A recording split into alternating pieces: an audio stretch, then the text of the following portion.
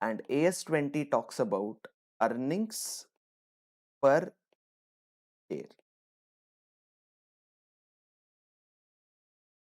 So very famously called as EPS. Okay. Now, normally in this accounting standard, what are we supposed to learn? We mainly learn about the calculation. So measurement only I can say, or I will say calculation and presentation of EPS.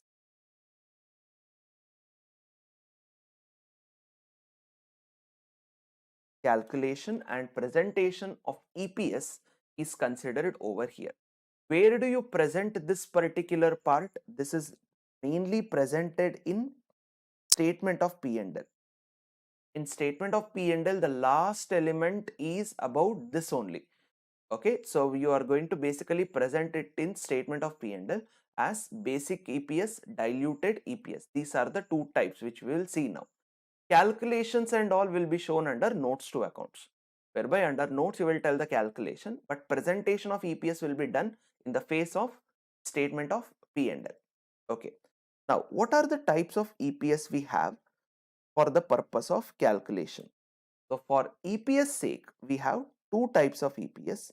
One is called as basic EPS, second is called as diluted EPS. Okay, so two type of EPS will come into the picture. In that, basic EPS is supposed to be disclosed by every company. There is no choice. All the company are supposed to get their basic EPS reported. Diluted EPS is mainly applicable for non-SMC only. SMC, if they want to disclose it, nobody is going to stop them. It's recommended for SMC people, but non-SMC it is compulsory. They have to disclose diluted EPS as well. Okay, now one by one we have to see what do we mean by basic EPS or how the calculation of basic EPS is supposed to take place. Then let's move towards how calculation of diluted EPS is supposed to take place. Now starting with basic EPS. First, what is the formula for basic EPS? The formula is net profit available to equity shareholders divided by weighted average number of equity shares outstanding for that period. Okay, this is the formula given for us to calculate basic EPS, which is net profit available to equity shareholder divided by weighted average number of equity shares outstanding for the period. Okay, now we have to discuss the numerator and denominator specifically and separately. Once we will analyze what is that numerator all about, then we will analyze what is the denominator. Denominator requires certain more understanding because it contains that weighted average clause. So accordingly we have to see. Now what is this net profit available to equity shareholder? Now this net profit available to equity shareholder is about profits. Okay, after getting effected. So after effecting what?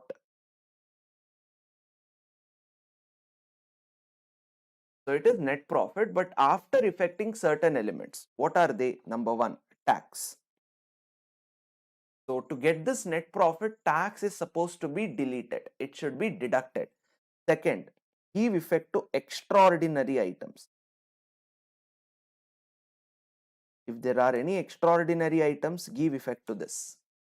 Third, preference dividend. Now, in preference dividend, there are two elements which you have to consider. What are they? Either it will be cumulative preference dividend or cumulative preference shares or non-cumulative. Now, what is the meaning of cumulative preference shares and non-cumulative preference shares? Cumulative preference are those shares where dividend gets accumulated if it is not declared. If dividend is not declared, cumulative preference shares, the dividend gets accumulated. So in the later dates, they have to declare this also and they have to pay. It is compulsory. What about non-cumulative? This option is not there. If not declared, then no payment of dividend. If declared, first they will be paid because they are called as preference shares. So if declared, first payment is given to them. If not declared, no payment. But cumulative preference shares, if first declared, they will be paid for sure. If not declared, their dividend gets accumulated. Okay. So for that reason, when it comes to cumulative preference shares, deduct compulsorily.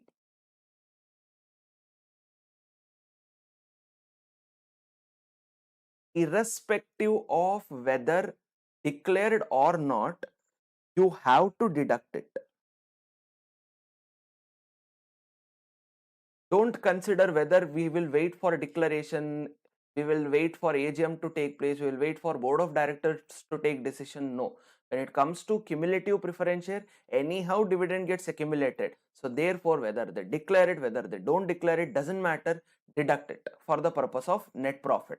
But however, non-cumulative preference shares, deduct only when declared, or deduct only if declared. Okay, because for non-cumulative, deduction will happen only if it is declared, otherwise it doesn't happen. So these are the elements, some of the elements which AS said that has to be given effect to before you calculate the net profit available to equity shareholder. So deduct all the taxes, deduct all extraordinary item, or add, extraordinary can be both, and finally if there is preference dividend, that should be deducted.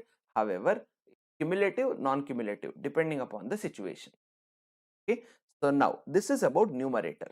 What about weighted average number of equity shares? I will take it as VANES. Now, if you could see the formula, it is weighted average number of equity shares outstanding for that period.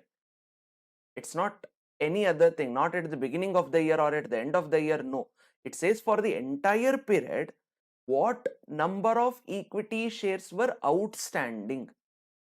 Okay, so it is about weighted average, and it is about number of equity shares, and it is about outstanding. Okay, so it basically means directly don't consider year beginning share or year ending share. You have to see how the shareholding pattern was throughout the year, and you have to take the average of it. And it's not just average, it's weighted average, which means what are the weights then? It's weighted average number of equity share. What is the weight? Time is the weight. Okay, so it is weighted average number of equity shares. So basically outstanding for the year, whatever equity shares were there, according to time weights, calculate the number of shares. Okay, example. Suppose say on 1/4, the opening date, the number of shares were 20,000. Then on 1/10, they further issued 5,000. Okay, now say balance sheet date obviously is 31st of March. Now, if you consider like this, see 1/4 is 1st of April. It is outstanding throughout the year. So therefore, the time factor applicable is 12/12 because it is used throughout the year, outstanding throughout the year. Second, on 1/10 issued 5,000 shares. So 1/10 means for the first 6 months, April, May, June, July, August and September, first 6 months these shares were never outstanding. But October onwards it became outstanding. So how many months? 6 months. So time factor applicable is 6/12. So that's how you have to deal with the weighted average number. Okay. Now, when it comes to weighted average number of equity shares, calculation wise, it could be done in two ways. The same calculation which I have written, that example, that I will tell you how to calculate them in two different ways. One, it could be done on individual basis. What is that individual basis? Individual type of shares which got issued, time factor calculation. So if you could see there, individually 20,000 has been used for 12/12. So into 12/12, then 5,000 is used for 6/12. So how much do we get in total? We'll get it as 22,500. This is on individual basis. Individually from the date of arrival till balance sheet date. So opening balance is outstanding for the entire year. Why? Because balance sheet date, opening date, full 12 months. So 12 by 12. Issue is happened at the middle of the year, which means first 6 months not outstanding, last 6 months only outstanding. So from that date till balance sheet date, apply it and get the answer. The second method is balance way, according to balances. Now, balance of shares are considered, which means 20,000 is the balance of shares. 20,000 is the balance or outstanding balance of shares from what date till what date? From 1st of April till 1st of October. So from 1st of April till 1st of October, your balance of shares were 20,000, which means how many months? 6 by 12. Okay, this gives us 10,000. After this, the balance is not 20,000 anymore. Once you came on 1st October, 5,000 extra shares got issued, which means now the balance is 25,000. This 25,000 outstanding balance ran for how many months? 6 months. So it is 12,500. Take the total 22,500. Same in both the case. So it will remain the same in both the case, but the way you derive the answer depends. And point to be remembered, normally balances will apply for right issue. Whenever right issue takes place, better you apply balance method only. For others, you can apply any method you want, but right issue, go with the balance method only. So what is the outstanding balance throughout the year, how it got fluctuated, applying the time factor. Okay, this is a common understanding about weighted average number of equity shares. Now comes certain special effects. So certain special elements might arise, and how do we deal with those special elements? So starting with the first special effect is partly paid up shares.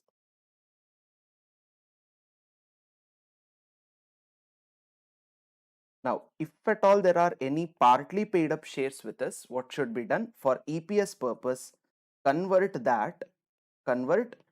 to equivalent fully paid up.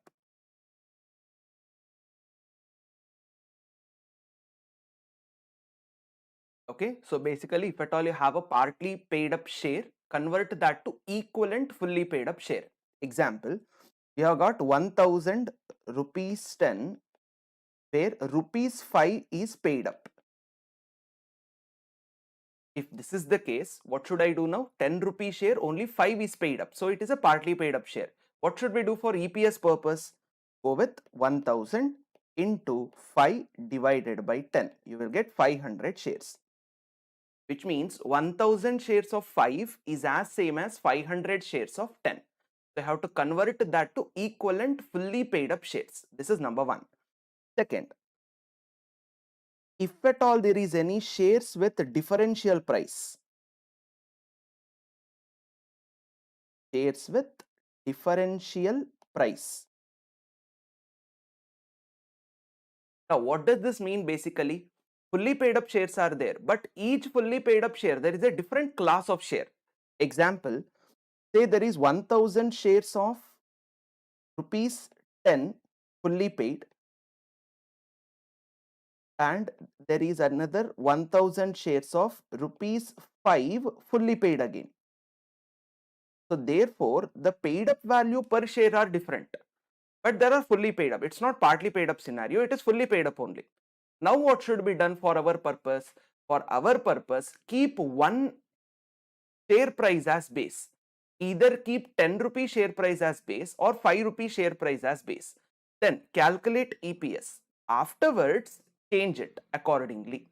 Example. So in this example, what I am showing you, either convert 10 rupee share to a 5 rupee share or convert 5 rupee share into a 10 rupee share. Either of the one.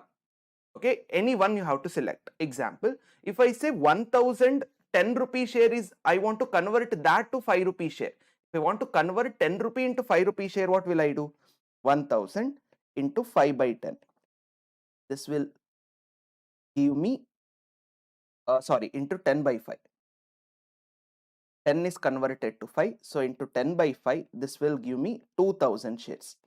So it is 2000 of 5 each, 1000 of 5 each. This is one way. Second way, 5 converting into 10. So if 1000 into 5 by 10, this will give me 500 shares. So 1000 of 10 each, 500 of 10 each. Then take that as denominator. Calculate EPS. Afterwards, what should I do? If at all you have kept 10 rupee as base, to go to 5 rupee, divide by 2. If you have kept 5 rupee as base, to go to 10, multiply by 2. So that's how you have to convert it whenever you have got shares according to differential. If at all there is bonus issue or there is share split or there is reverse share split.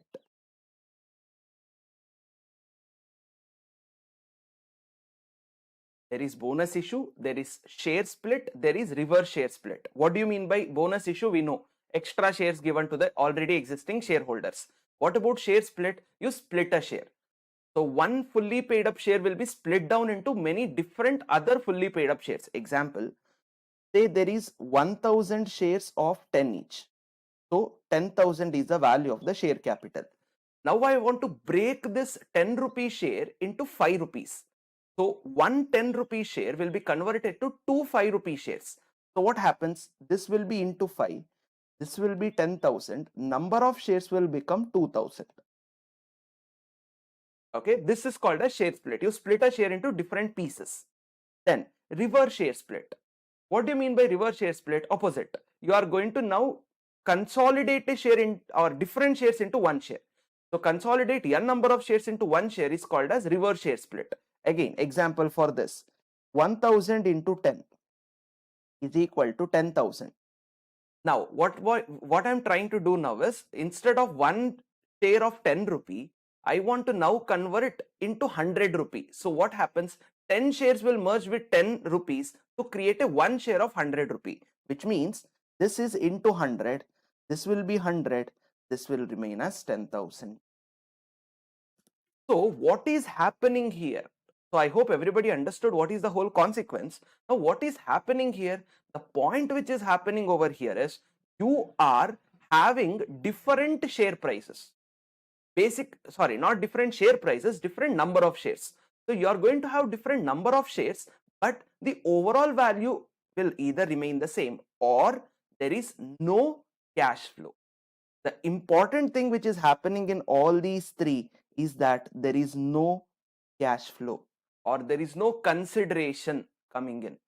Bonus issue, no consideration.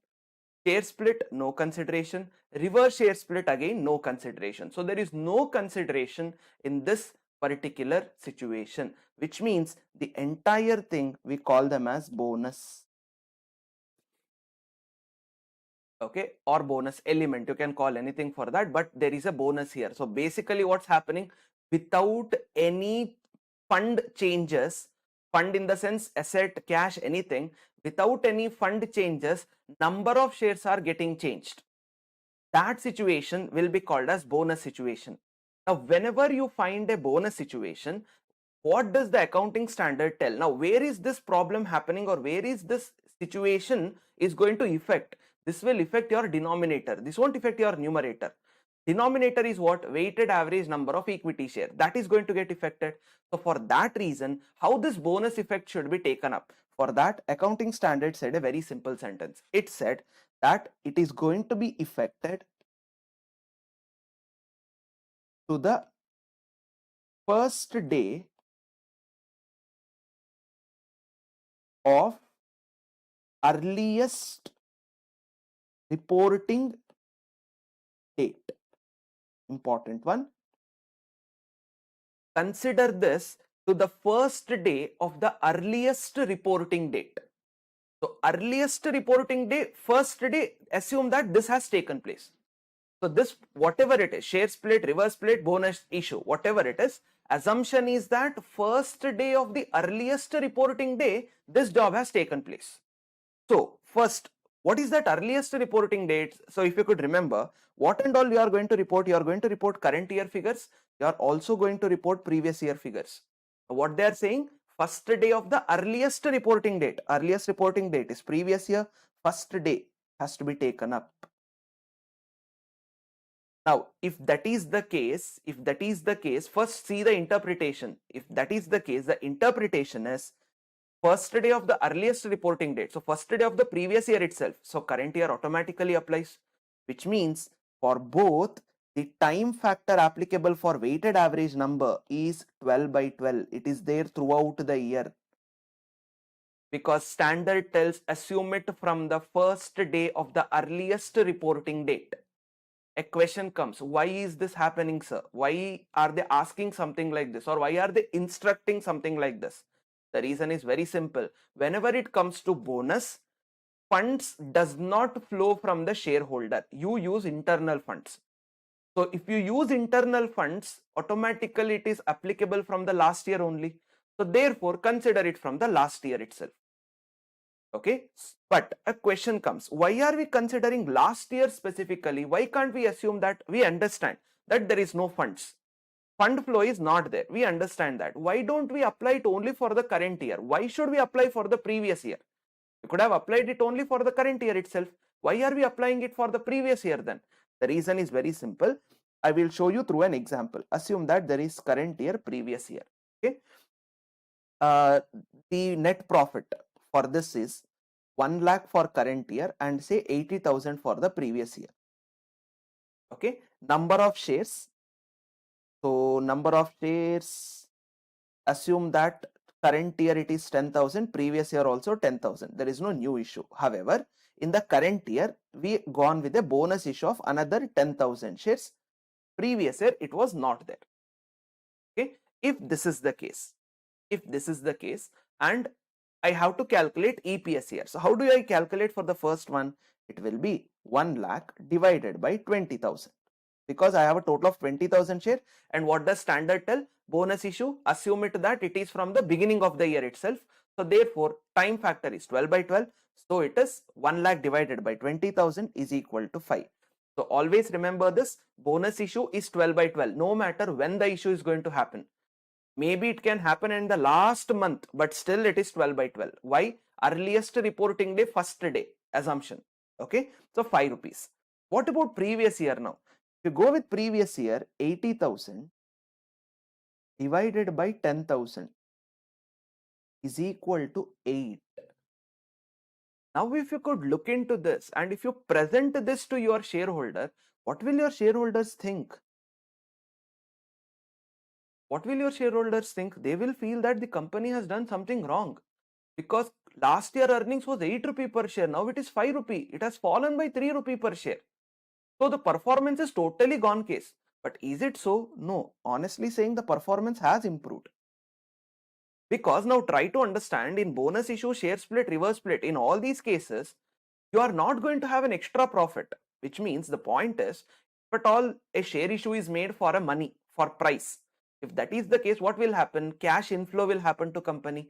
Company can use this fund and company can earn more profits. That's the idea.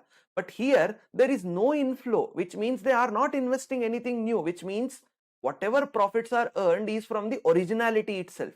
Accordingly, there is actually improvement in the current case. But here, because there was bonus issue, your share price or earnings per share got reduced.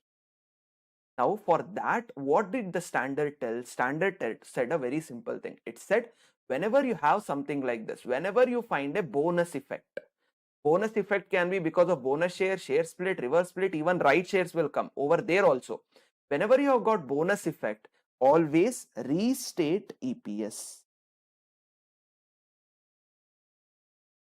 So for restating purpose, restating means recalculating it again. So for restating EPS, they said that assumption, earliest reporting date. So if you go with that earliest reporting date, even this bonus shares will be added to last year number of shares again. So if I go with that idea, it will be 80,000 divided by 20,000, because bonus shares is added to the last year number of shares. This will give me 4. Now compare. Now it looks fine. 4 rupee of the last year, 5 rupee of the current year. Now from the last year it has got reduced. Now why did that happen? Both of them got reduced. Now everybody can understand, because of bonus issue. If you do it only for the current year and don't do it for the last year, people may not directly understand why that reduction took place. You may have to explain them. So because of that, restating EPS would be better. Okay, so this is how your bonus effect or bonus share effect is supposed to get considered. So important one, sometimes they may ask it in the exam. Next, the other important aspect in basic EPS is about right issue or right shares. Now, why it is important again? Because calculations involved are a bit more. Now, what is right shares all about? We know the meaning. What it is? The meaning of right shares are existing shareholders will be given preference to purchase shares before other people. So, if existing shareholder doesn't want to buy it, then they go to the other people and they issue it to them. Now, this is okay. Preference is given, but major preference is what? First, there is cash flow when it comes to right issue. There is cash flow when it comes to right issue, because price amount will be paid, but it will be paid at a lesser value. Cash flow is lesser over here, correct? Because if market price is 100, issue will not be done at 100 rupee, it will be done somewhere less than 100 rupee, which means to that extent there is bonus element. So you don't collect the entire amount, you will collect a lesser amount. So that difference created a bonus element. Now, first, if I have to give you an example, assume that there are 100 shares, okay, and the fair value of these shares are also 100. So the total value is 10,000. Okay, assume that 5 right shares will be given to these people. 5 right shares will be given to these people. Now, if the company does not want to change the fair value per share, even after right issue, company does not want to change the fair value per share. If that is the case, you have to collect it at 100 rupees only. Now, if I tell you evidently, see, it is what 10,000 is original shares. 10,000 is the value of original shares. How much amount will you collect? If you collect 500 rupees divided by 105, total number of shares, how much is the value? This will be 100. So if I have to maintain same fair value throughout, even right issue should be issued at fair value itself. But will that happen actually? No, you will issue it at 80 rupees. Now, if you issue this at 80 rupees, what will happen? 10,000 already existing. Collection will be only 400 rupees now, which is 80 into 5 divided by 105. Now, no matter what is the amount we are going to get, but obviously it is less than 100. So what happened? Because you made a right issue, the post right issue shares or post share value, which is after right issue fair value, theoretically reduced. Now, because we are only talking about pure maths here, amount collected and all, we are not talking about demand and supply, what normally is going to happen in stock market. But here we are saying from the amount perspective, from the numbering perspective, since it is reduced, since it is less than 100, there is a bonus element. Okay, so that is how bonus element ka requirement came into the picture, which will affect your EPS calculation. Now, how do we calculate bonus element? What is the formula to calculate bonus element then? The formula to calculate bonus element is fair value of shares before right issue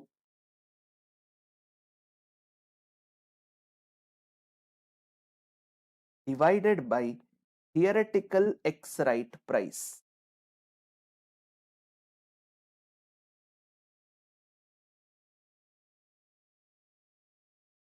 Okay, fair value of shares before right issue. Before right issue, what it was there?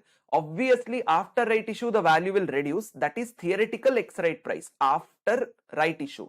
That will give you the bonus element. Okay, now another question comes, how do we calculate theoretical X right price? theoretical ex-right price can be calculated like this. It is the formula. Theoretical ex-right price. The formula is old shares into fair value before right issue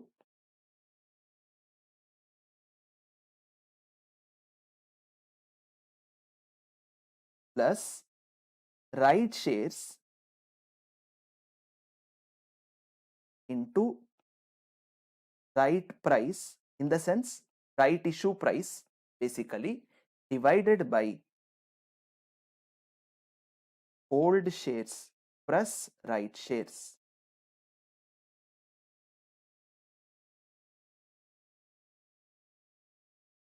Okay, so this is how we have to calculate the theoretical ex-right price. Old share into fair value before right issue plus right shares into right price divided by old plus right shares. Now, if I have to give you an example, assume that 10,000 shares are there with us and fair value is 100 rupees, and accordingly company decided that one right share will be issued for 2 existing shares. So for every 2 existing shares, one right share will be issued, and the price is, right price I will call this as 50 rupees. 50 rupees will be collected. Now if this is the case, how do I calculate theoretical ex-right price? So how to do it? Old shares are 10,000 shares into 100 fair value plus, if for every 2 existing shares one right share will be given, how much total right shares will be given? 5,000. 5,000 right shares into 50 divided by 10,000 plus 5,000. How much do we get because of this? We get 83.33. So this is going to be the theoretical ex-right price. Okay. Now, instead of doing something like this, I hope everybody understood the calculation. Now, instead of doing something like this, there is one more way to get the same answer. Now, I would say that is easier, because that methodology, what we do is, instead of collecting the entire, or instead of calculating the entire amount of share, calculate this only through the proportion itself. That's enough. You'll get the same answer. Because the number involved are less. If the number is less, your calculation becomes easy. So the same thing, if I have to rewrite, existing shares, if they are 2, which is into 100, the fair value, plus right shares given is 1, and one right share will have a 50 rupee price, divided by 2 plus 1. So for 2 existing shares, one right share, 100 rupee old, 50 rupee right price, divided by 2 plus 1. This will also give you 83.3. Any method you follow in the exam, but I'm just telling you that if in any way you calculate, you are going to get the same answer. Now, once you get the theoretical ex-right price, what should I do? Divide it by the 100 rupees, which is fair value before right issue. So 100 divided by 83.33 will give you the bonus element. Now, bonus element, what you have, we have to now check the interpretation. So for that, bonus element, what you have, this bonus element will affect first day of earliest reporting date, because bonus, right? As soon as bonus effect comes, first day of earliest reporting date.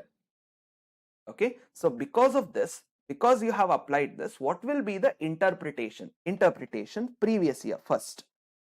If I have to restate the previous year EPS, we have to restate here because bonus element is there. If we have to restate the previous year EPS, what should I do?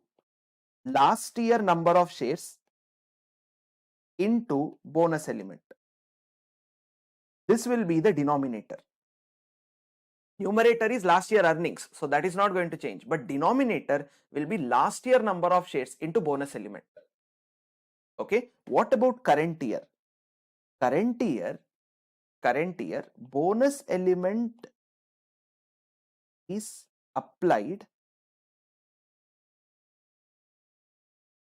on opening shares, because first day of the year. So on opening shares till right issue or right issue date. Very important. So this bonus element is not multiplied for the entire year shares. Bonus element is multiplied only till date of right issue. Once right issue is done, bonus element is gone. Why? Cash inflow. So as soon as the right issue is done, there is cash inflow. As soon as cash inflow comes, bonus will stop.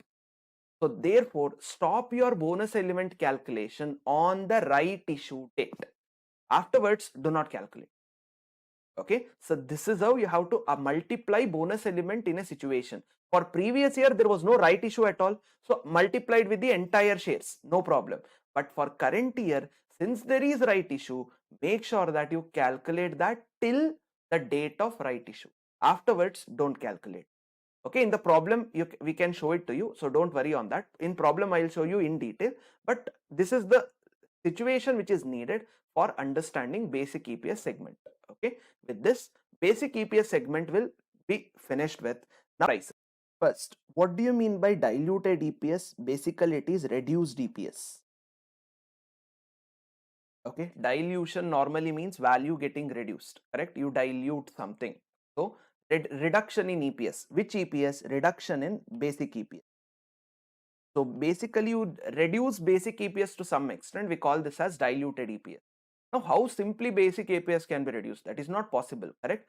Why that dilution takes place? Because of the dilution takes place because of inclusion of potential equity shares.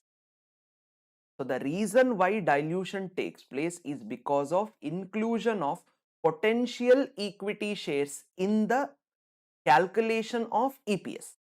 So for that reason, this particular stuff comes into effect. Now a question comes, what do you mean by potential equity shares? I will write it as PES. What do we mean by potential equity shares? They are other securities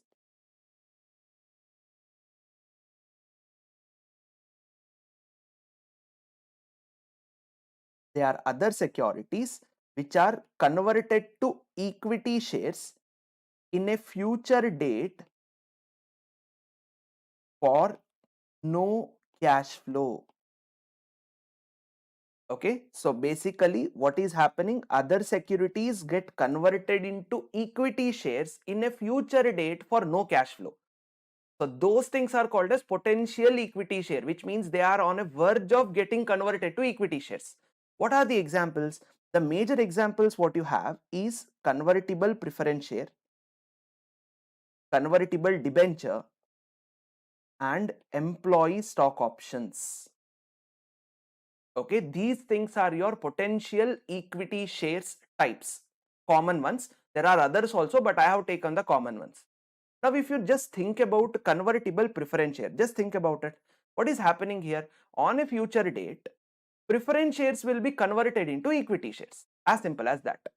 Do they pay the money for conversion? No, they have already paid it during preference share. For conversion, they will not pay it again. So what happened? No cash flow. Without collecting any money, you convert their old security into equity share. That is potential equity share. If there is cash flow, it is not potential. Because another fund came in, it's as if you are making a new issue. You are not converting anything. Correct? So because of that, those effects are considered under potential equity share category. So all the convertible ones along with employee stock option plan. These are the ones to be considered for potential equity share perspective. Now, if this is the case, what will be the diluted EPS formula then? Diluted EPS formula will be first basic EPS types only, which is net profit available to equity shareholders. I have written it in short forms. Net profit available to or attributable to equity shareholder divided by weighted average number of equity shares outstanding during the period. Okay, this is your basic EPS formula. For that, numerator you will add savings, or I would say net savings. For denominator, you will be adding potential equity shares. This will be the formula. Now, see, the point is, why did that savings come into the effect? What is that savings all about? Potential equity share we understood. What is that savings all about? If at all I assume that there is convertibility getting converted to equity share. So if you are adding potential equity share to the denominator, what does that mean? Now you have converted, assumption. It is assumption that now there is equity share. If there are equity share, the old security payment, what was supposed to be done, that is saved. Na? Assume that there is convertible preference shares. Okay, there is preference shares with you. If at all I assume that preference share has turned into equity share, whatever preference dividend used to be there, that is saved. I need not pay now. If that is saved, all that amount will be attributable to equity shares now, which means that is my savings. Okay, that is how savings comes into the effect. So accordingly, whenever the savings which is going to come into the effect, you have to consider the net savings. Now, what is that net savings all about? I'll give you example for two of them. One is debenture and the other one is preference shares. I'll give you example for these two. Now, if at all debenture gets converted to equity shares, what is something which will be saved here? So the savings will be interest. I need not pay interest now. Correct? Because interest is saved altogether. Now, if interest is saved, if company does not pay interest, the tax payment increases. Because interest is a deductible expenditure for tax purposes. So tax reduces whenever interest is paid. But if interest is not paid, if you assume that savings are interest, if interest need not be paid, a bit higher taxes should be paid, which means savings net of tax has to be considered. So what do we do? Interest into 1 minus T. Because to that extent, if 10 lakh rupee interest is saved, say 30% is the tax rate, 3 lakh taxes should be paid. So therefore, what is the net savings you created? 7 lakh rupees. So that is interest into 1 minus tax. Okay, this is savings when it comes to debenture. What about preference share? If preference share is converted to equity share, you save preference dividend. This is my savings, correct. Also, I save dividend distribution tax. Now, according to the current income tax law, there is no dividend distribution tax. They have made it zero. But still, if at all in the question they mention dividend distribution tax rate, then consider it. Why? Because what is dividend distribution tax? Dividend distribution tax is the tax paid on dividend declared. If dividend is saved, even DDT is also saved, na? Which means you need not pay dividend distribution tax also. Even that is also saved. In case of interest, corporate tax rate will apply. So in interest case, you have to pay a higher tax. So therefore, interest was minus tax. But here, dividend, add dividend distribution tax, because you have to pay, or you were supposed to pay dividend when you declared preference dividend. When you declared preference dividend, you were supposed to pay DDT. But now even that also got saved. Okay, this is the second one. The third and the most important one is about employee stock option plan. There is a bit higher calculation when it comes to this. First, you have to understand, when there is employee stock option plan, the savings is always nil. There is no savings with employee stock option plan. Because what is the savings you are going to make? What is employee stock option plan? For employees, according to certain conditions, stock will be given on a future date. What is going to be saved? Nothing is going to be saved, because it is something where it is given out of pocket by the company to the employees. So there is no savings as such. So since I gave you employee stock option, I won't give you salary. No, you can't say that. Salary should be paid to them. This is extra benefit given to the employees. Savings is nil. But even from the potential equity shares angle also, there is certain idea which you have to understand. What does employee stock option plan tell us? Employee stock option plan tells us that shares will be issued to employees at a lesser price, which is called as exercise price. Exercise price is always less than the market price. So what did I tell you at the beginning? What is potential equity share? Other securities getting converted to equity share in a future date for no cash flow. Here there is cash flow, na? But lesser price. Cash flow is there, but not 100% cash flow. A lesser cash flow is there, which means even potential equity share will target that free element. Suppose if market price is 100, exercise price is 60, 40 is not collected from the employee. Potential equity share lies here because there is no cash flow. Correct? Now, how do we calculate it then? How do I target that particular segment? For that, I will show you through an example. Assume that 1000 shares will be given in an option and market price of the share is 100. As I have told you before only, I will take up the same thing. Exercise price is 60. Okay, with this, I want to calculate the potential equity share. I'll give you two methods. Try to understand those two methods. Number one, see, first thing is how much cash will be collected. How much cash collections will happen? Cash collections will happen to the extent of exercise price because that is where employees are going to give cash to me. So cash collection will be 1000 into 60 is equal to 60,000. Okay. Now, if these shares were given to outsiders for the collection of same money, if at all you would have issued shares to outsiders for collection of same money, if these shares were issued to outsiders, how much shares would have got issued? 60,000 will be collected. Okay, because it is the actual collection value divided by, for outsiders, how much you would have issued? 100 rupees. Would not have issued with 60 rupee mindset. You would issue at 100 rupees, which means how many shares you would have issued to them? 600. So for the same amount, if at all you would have issued it to the outsiders, you would have issued only 600 shares. But how much did you actually issue for your employees? 1000, which means potential equity share is 400 shares. The free factor. Anyhow, to the extent of 600 shares, anyhow it would have got issued for outsiders also because there is cash collection. But for the rest 400 share, there is no cash collection. It is given free of cost. So that is potential equity share. This is analysis number one. What is the analysis number two? Analysis number two is basically exercise price is 60. Correct? Exercise price is 60. Market price is 100.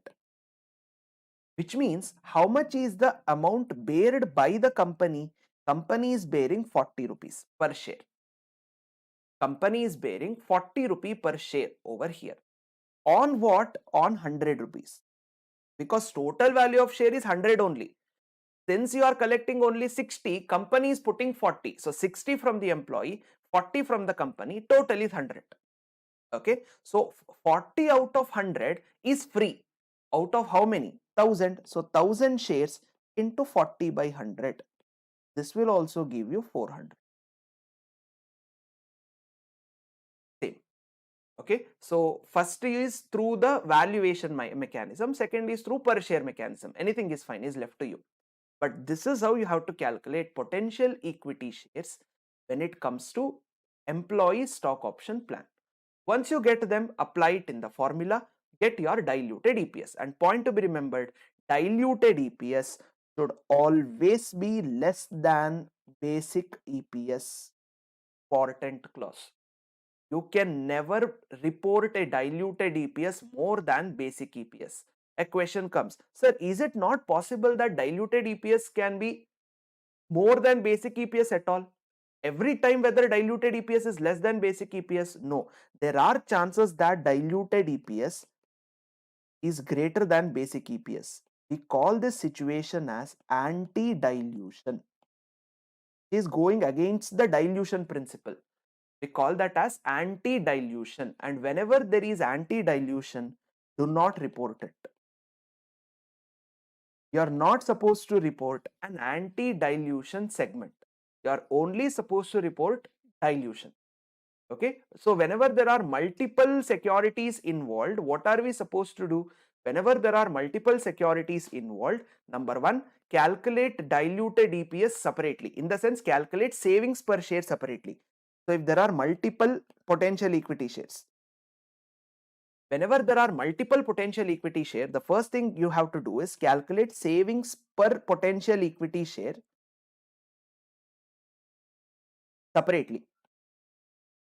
Okay, which is what? Savings divided by potential equity share. You will get savings per potential equity share separately for everybody.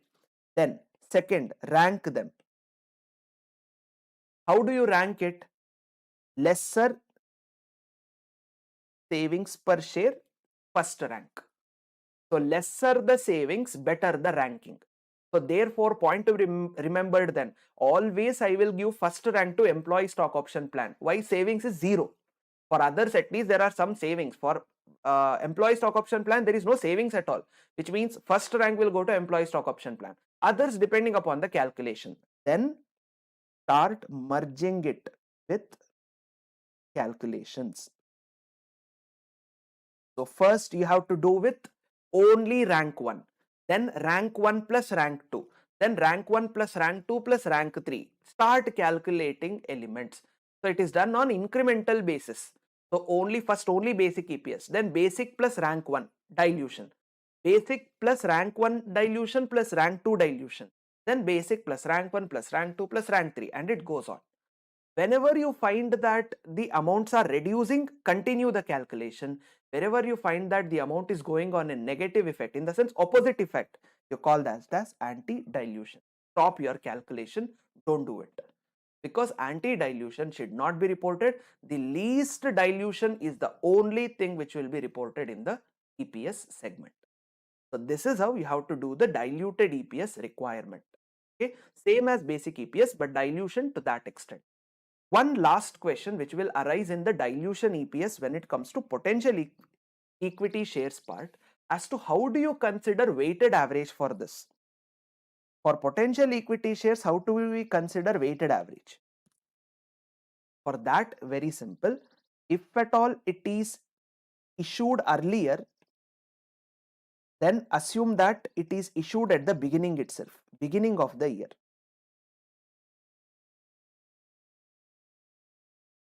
Okay, somewhere 2 years ago it has issued, which means for potential equity share purpose, beginning of the year, 12 by 12 will be your weighted average. Suppose if it is issued during the year, then consider date of issue. What date of issue? What is issued during the year? Potential equity shares are issued during the year, not actual equity share. If actual equity shares are issued, then potentiality is gone case. Potential equity share, which means convertible debenture, is issued during the year, convertible preference shares are issued during the year. In that case, then consider the date of issue of such securities for the purpose of weighted average potential equity share. Okay, if it is issued earlier, normally in the exam earlier only will be asked, at that time first day only, 12 by 12. But if they are issued during the year, potential equity shares are issued during the year, consider from the date of issue. So these are the elements to be considered from diluted EPS angle, which means both of them have been considered. Only another point to finalize this up, if at all sir there is losses, what should I do? Say there are losses, there are profits, then yes, earnings per share can be shown. What about losses? Point to be understood, doesn't matter, because they spoke about earnings. Earnings can be positive earnings, earnings can be negative earnings. So if there are losses, then report negative EPS. As simple as that. Just report negative EPS, that for the shareholder they should know that their earnings has gone negative. So that's how it is supposed to get reported. So whenever you have bonus effect, go back to last year and restate it. That is one requirement. Whenever there are losses, report a negative EPS. No problem at all. So with this, we finish off with the theory segment of earnings per share. Now we have to move towards the problems related to this particular topic. We'll see them one by one. So now let's go towards the problem.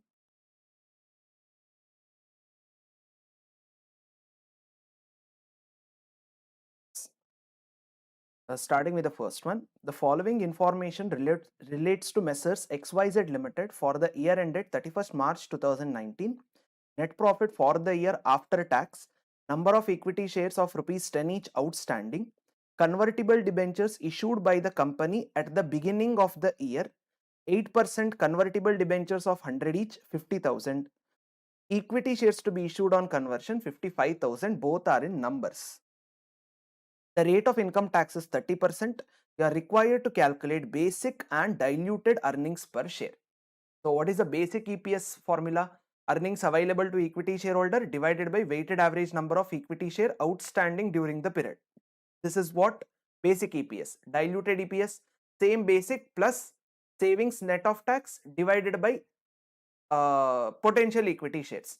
Now if you could look into this first, basic EPS is very simple, taking the division of the two. So 37 lakh 50 divided by 5 lakh.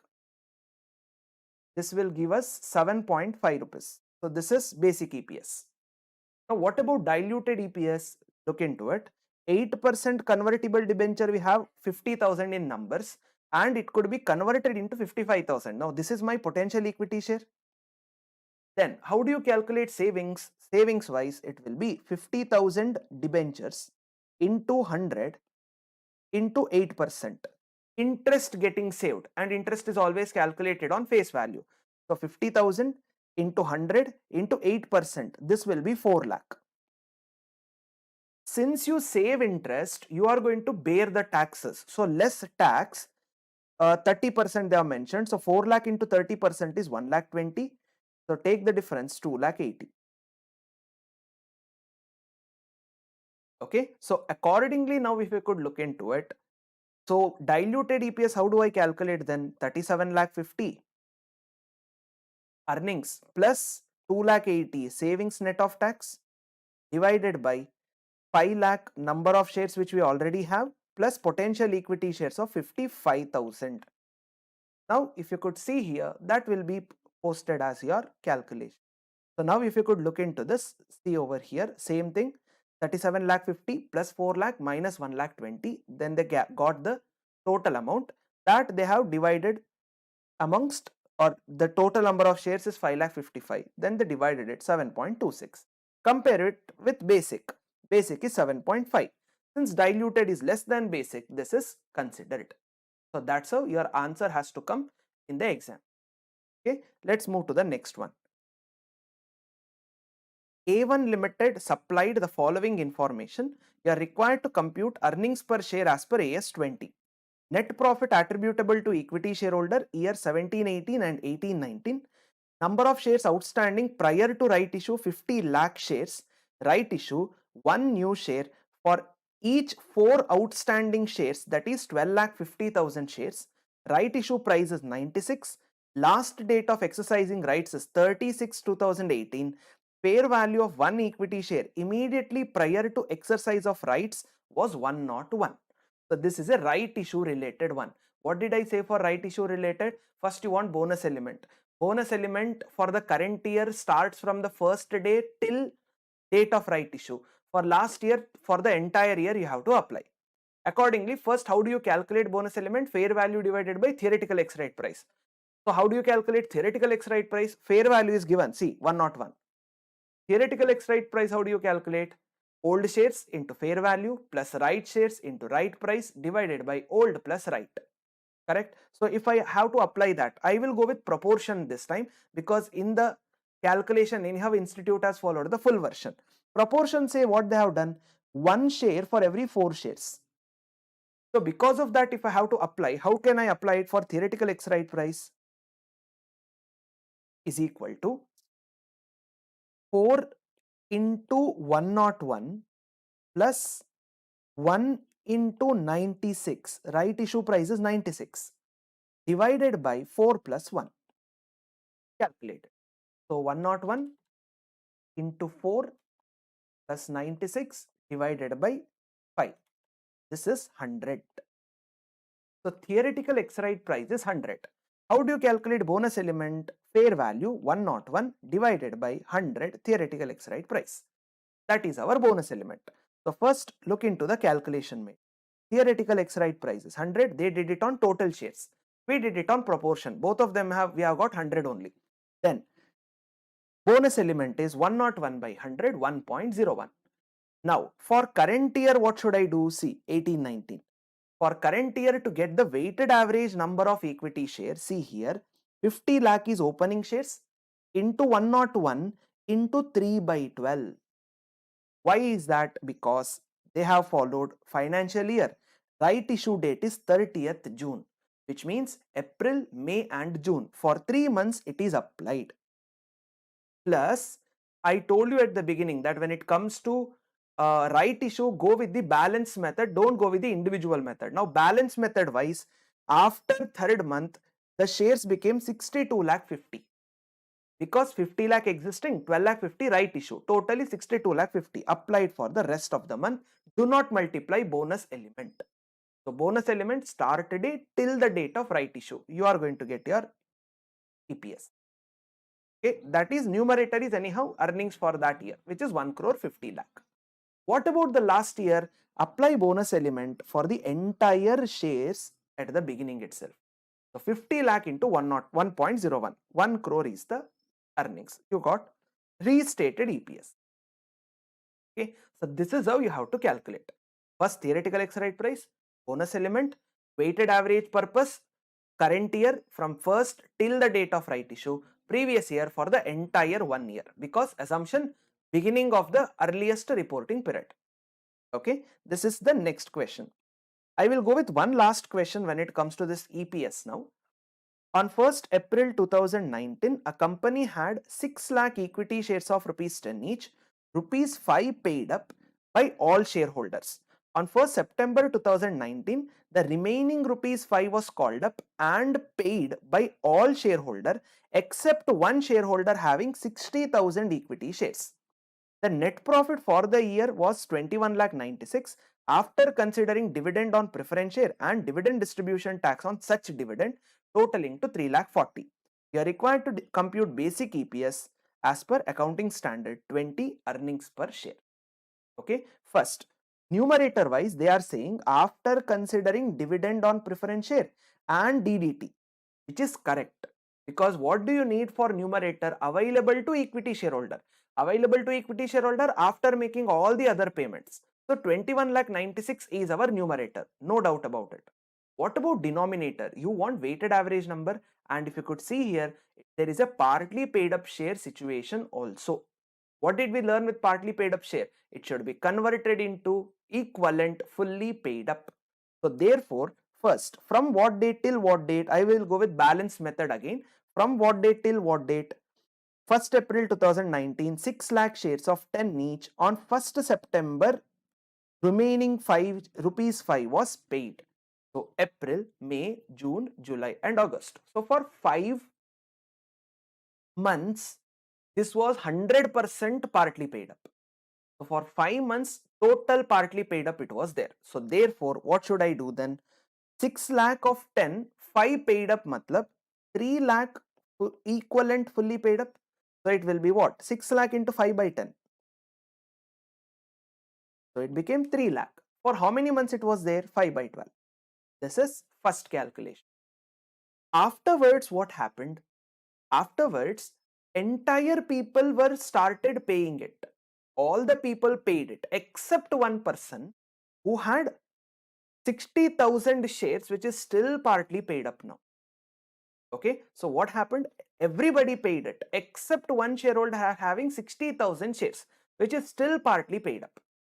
Which means, point to be understood, entire people paid, which means what? 5 lakh 40 is totally paid up. What am I doing? 6 lakh is the total number of shares which we had, correct? Of which 60,000 is still partly paid up. So 5 lakh 40 is totally completely paid up, no doubt about it. What about that 60,000 again? Again convert that to partly paid up. So 60,000 is still partly paid up. Equivalent conversion should be done. 60,000 into 5 by 10. So this is the shareholding element for the rest of the time. So for 5 lakh 70 into 7 by 12 for the rest of the time.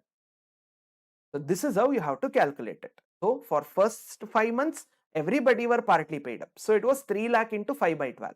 For the next 7 months, 5 lakh 40 is fully paid up. 60,000 is still partly paid up.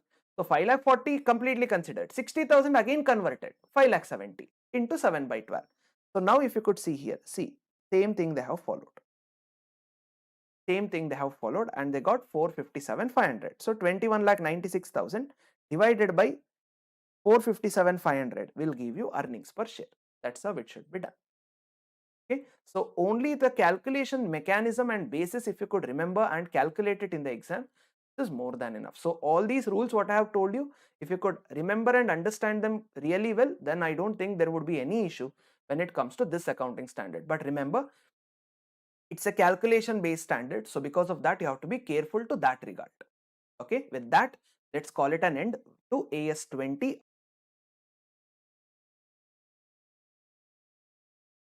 Talks about investment. AS 13 is going to talk about investment. First, let's start with what do we mean by investments then? Okay, first we need to understand the term investment. So AS 13 mainly talks entirely about investments. One point to be remembered, there is actually a separate chapter in your first group accounting which talks about how do you account for such investment. So here we are mainly looking after the rules and regulations whenever there is investment involved. Using these rules and regulations only you are going to apply it in your other chapter and you are going to prepare your accounting over there. So let's try to learn the rules and regulations properly. Now what do we mean by the term investment? First, investments are assets. Then these are assets which is utilized to generate revenue. Because assets should give you economic benefit, otherwise it's not even called as an asset in the first place. So this asset is utilized to generate revenue. What type of revenue? Should sales come here? No, sales shouldn't come. But which revenue then? Revenue can be of 4 types. Either it could be rentals,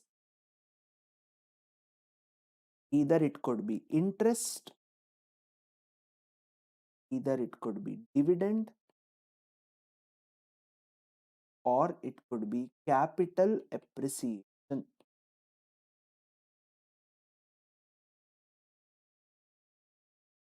Okay, these type of revenue it should generate for you. Either interest, so you give money, you get interest out of it, so it's an investment.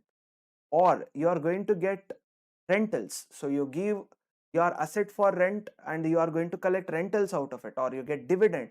Or capital appreciation. What do you mean by capital appreciation? The underlying value of that security itself will increase. So when you buy a share, it was 100 rupees. Now the share value is say 170 rupees. 70 rupee extra you will get if you sell it now. Capital appreciation. So underlying security value is only going to improve. But in all these, one point to be remembered, stock in trade is excluded. If you keep these investment or assets as stock in trade, it's always excluded. So investments are asset held to generate revenue in the form of rentals, interest, dividend, capital appreciation, etc. But it should never include stock in trade. Stock in trade, if you remember, even AS2 is going to exclude financial instruments treated as stock in trade. Even AS13 will also exclude investments as stock in trade. There is no specific standard for these securities kept as stock in trade. Normally, trade parlances cost or fair value, whichever is less, and they deal with them. But for the timing, exclude them. It's not a part of it. Now, once we know what do we mean by investment, now we have to see the rules and regulations given by AS13. Now, AS13 first starts with recognition principle. How do you make the recognition?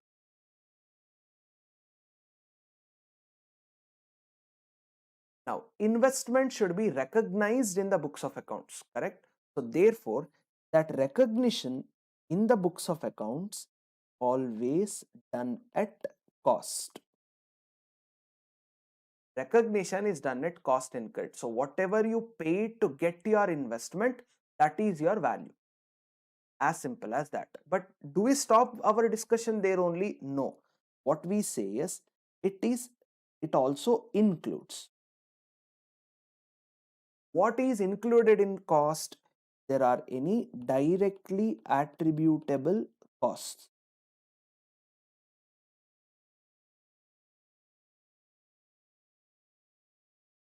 Any cost you incur to get the investment will be called as a directly attributable cost. Those costs will be added to investment. Example, say brokerage or stamp duty, etc. So you pay brokerage to get a share or a debenture. Whatever brokerage you paid, add it to the cost of the investment. So any cost incurred to get the investment will be added to the value of such investment. But very important thing, this cost excludes also. What does it exclude? If at all interest and dividend are a part of payment, they are excluded always from the cost of investment. If at all interest and dividend is included in the price quoted by your supplier or seller, you have to take it off from the total price paid, get the cost of the investment. So over here only the impact of your cum interest and ex interest going to fall. If it is cum interest, what happens? Interest is included in the investment. So if the quotation has got cum interest transaction, it means that interest is included in price. So what should I do to get the cost? So cost is equal to price minus cum interest. Why interest will be recovered by the seller?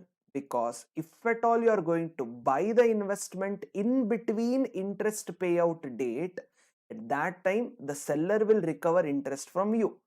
In price, if he includes it, it is called as cum interest price. Cum interest price, interest is included. For cost purpose, remove it. Dividend, normally they can't collect like that because dividend is having an issue. What is that? When and what amount of dividend is given, nobody knows. Sometimes, if in rare situation, if at all, even when they quote for a share, even dividend is also included in that. Remove dividend also. Okay, it has to be removed from the cost of the investment.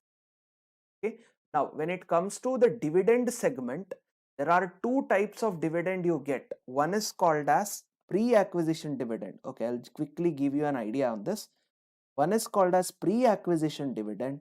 One is called as post-acquisition dividend.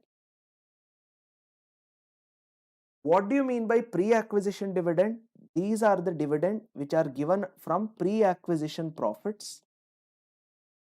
These are the dividend which is given from post-acquisition profits. This is very important from your investment chapter where you need to prepare an account and you need to explain them about this. Now, whenever you have post-acquisition profit and post-acquisition dividend, it's a proper income to you and this will be shifted to P&L account. What do you mean by that? Post-acquisition dividend is any dividend paid out of post-acquisition profit. It is an income shifted to P&L. Pre-acquisition dividend is any dividend which is paid out of pre-acquisition profit. It is always deducted from cost of investment. Now, the only problem remaining is, what do you mean by pre-acquisition profit? What do you mean by post-acquisition profit? Simple. As an investor, any profit earned by the investee before you join that company is called as pre-acquisition profit. Any profit earned after you join the company is called as post-acquisition profit. Example, say Chintu, an investor, joins the company or becomes a shareholder of the company on 1/1/2019. Okay, he becomes a shareholder of the company as on 1/1/2019. Any profits, so 1/1/2019 is the date. Profits will be earned here also, which is before time. Profits will be earned here also, which is after time. Any profits earned by the company before is called as pre-profit, pre-acquisition. Any profit afterwards is called as post-acquisition. Okay, and any dividend paid out of pre-acquisition profit is removed from the cost of the investment. Any dividend calculated through post-acquisition profit is income transferred to P&L. So this is how your pre-acquisition dividend and post-acquisition dividend are important. So pre adjusted to cost, post treated as income. So this is how it is supposed to be done. So if at all it is included in the price, then basically it should be excluded. That is the point which you have to understand. So this is about recognition point of view. It should be recognized at cost.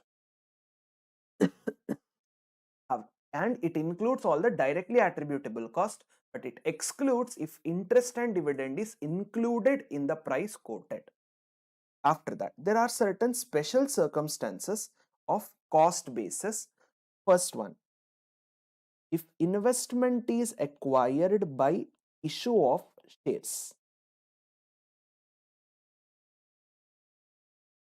So investment is acquired by issue of shares by a company. At that time, cost or investment will be recognized at fair value of shares issued.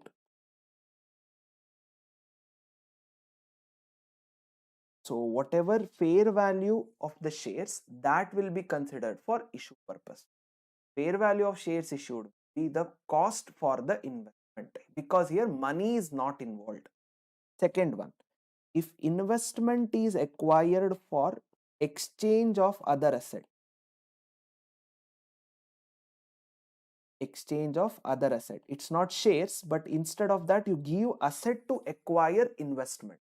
At that time, cost will be fair value of investment or fair value of asset given up. Then what should I do? Both are there at that time, whichever is more clearly evident. Okay, whichever is more clearer, consider that either fair value of your investment acquired or fair value of asset given up, whichever is more clearly evident, that will be considered for the purpose of cost. So this is about your cost of investment. So recognition is done at cost. Cost, if it is monetary, then whatever payment you have made, include directly attributable, exclude interest. Other than that, if without giving money, if shares are issued to acquire investment, fair value of shares issued. Asset exchange is taking place, then fair value, whichever is more clearly evident. After that, once you have considered the cost of the investment, then comes the valuation norms. Balance sheet date will arise. Once the balance sheet date will arise, valuation norms comes into the picture. You need to value your investment on the balance sheet date. So when it is done, valuation is done on the balance sheet date.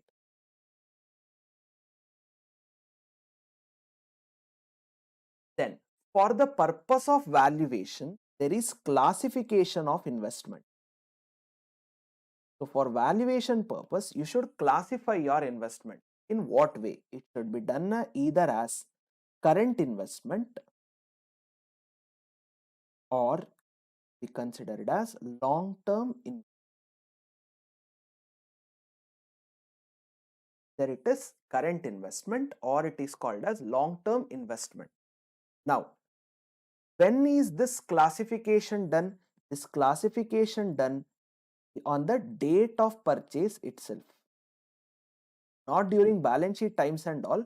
On the date of purchase itself, you should classify this either as current investment or long-term investment. A question comes, what do you mean by current investment? Current investment basically means investments intended, very important word, to be held for less than 12 months or less than 1 year. So current investment are those investments which are intended to be held for less than 1 year. What do you mean by long-term investment other than current investment? So 1 year or more.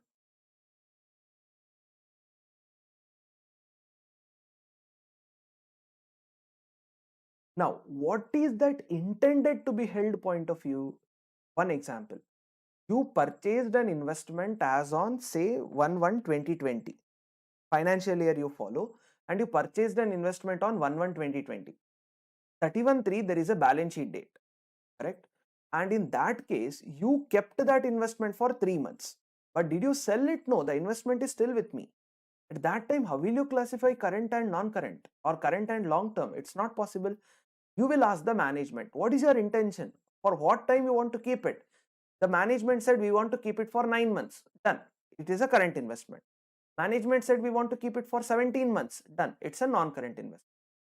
So that is why you ask the intention of the management. Whatever intention comes into the picture, it is classified accordingly. Okay, so this is your classification for the purpose of investments, for the purpose of valuation. Once the classification is done, how valuation is supposed to take place?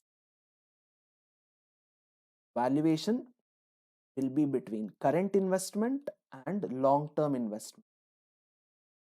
How current investments are valued? It's valued at cost or fair value, whichever is less. Cost or fair value, whichever is less. What about long-term investment? It is valued at cost, but if there is permanent decline,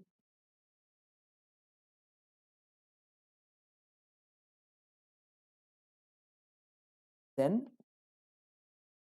consider this as realizable value.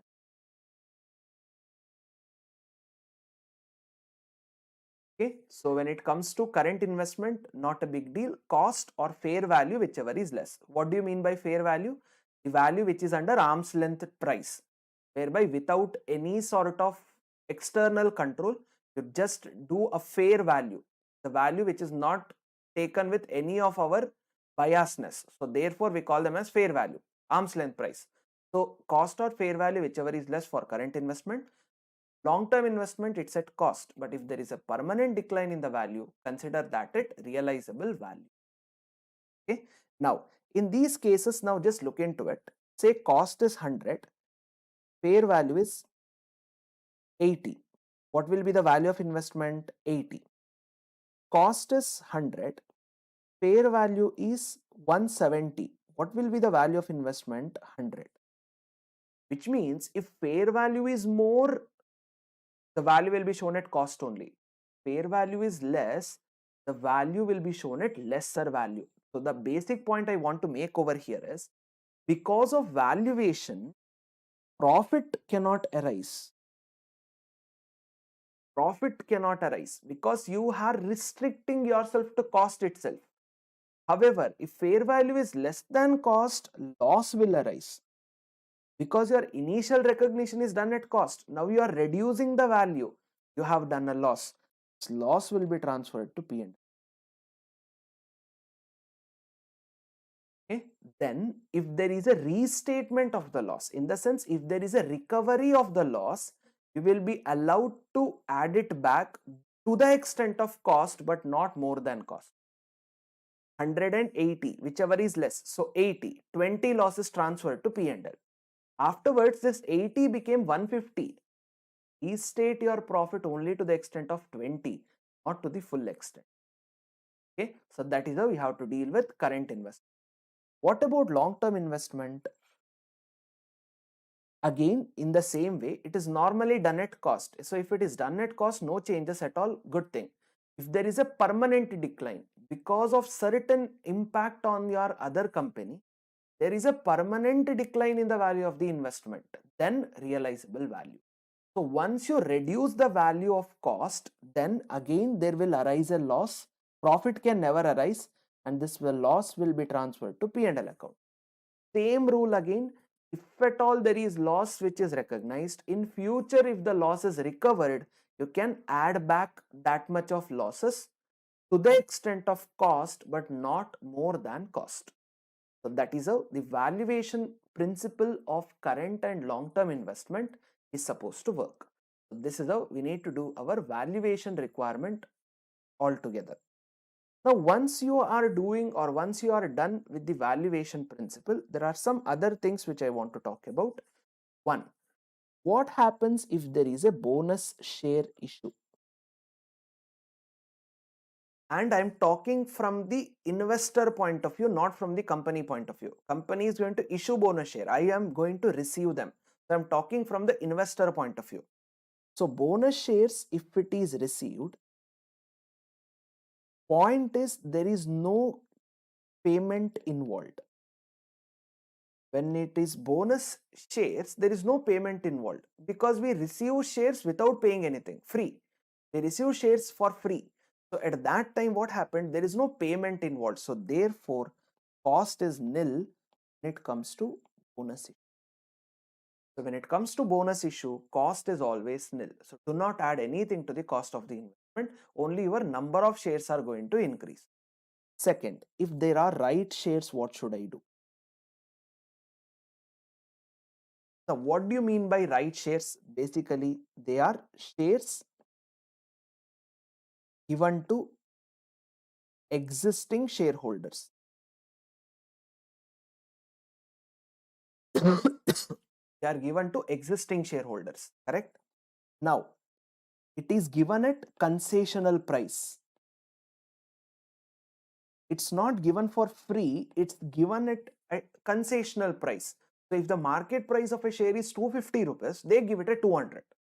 So it's given at a concessional price, which means there is cost. So cost is there.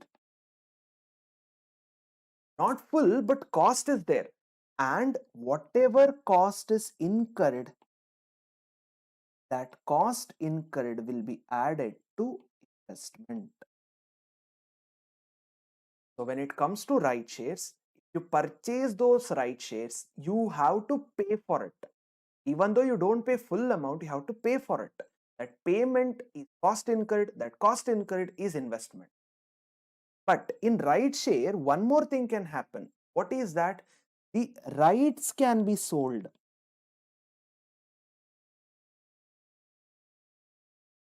So whenever a right share is issued, there will be a proportion of right shares issued, and this right to purchase could be sold to someone else. Okay, if these rights are sold to someone else, this is done for consideration. Then it is consideration is received for that, and this will be your income, and this income will be transferred to P&L account. So if you purchase right shares, then basically cost is incurred, investment. You sell the right, you receive consideration, that is income transferred to P&L. So this is about bonus shares and right share segment and scenario. Then whatever underlying income you find in investment, it is not covered by AS 13. Okay. So first, anything related to income is covered by AS 9, and that will be shifted to P&L account. Any underlying income, say if it is a debenture, interest you receive, if it is a share, you receive dividend. All these treatment of income is covered by AS 9, called as revenue recognition, and that will be transferred to P&L account. Important one is about sale of investment. If you make a disposal of investment, sell them off, at that time you will have profit or loss on sale. You may have profit or loss on sale. And what should I do with the profit or loss on sale? It should be transferred to P&L account. Okay, no other reserves and all will be involved. Standard directly tells us that if at all there is any profit or loss on sale, shift that to P&L account. But here there is only one catch. What is that? The catch is, how do you calculate profit or loss? Calculation is needed. How do you calculate? It is net sale consideration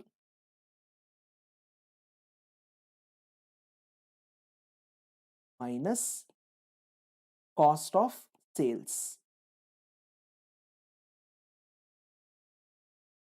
So basically 1000 shares you had, of this 1000 shares you sold 600 shares.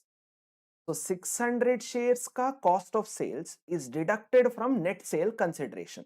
Now how do you get net sale consideration? Is total price minus brokerage.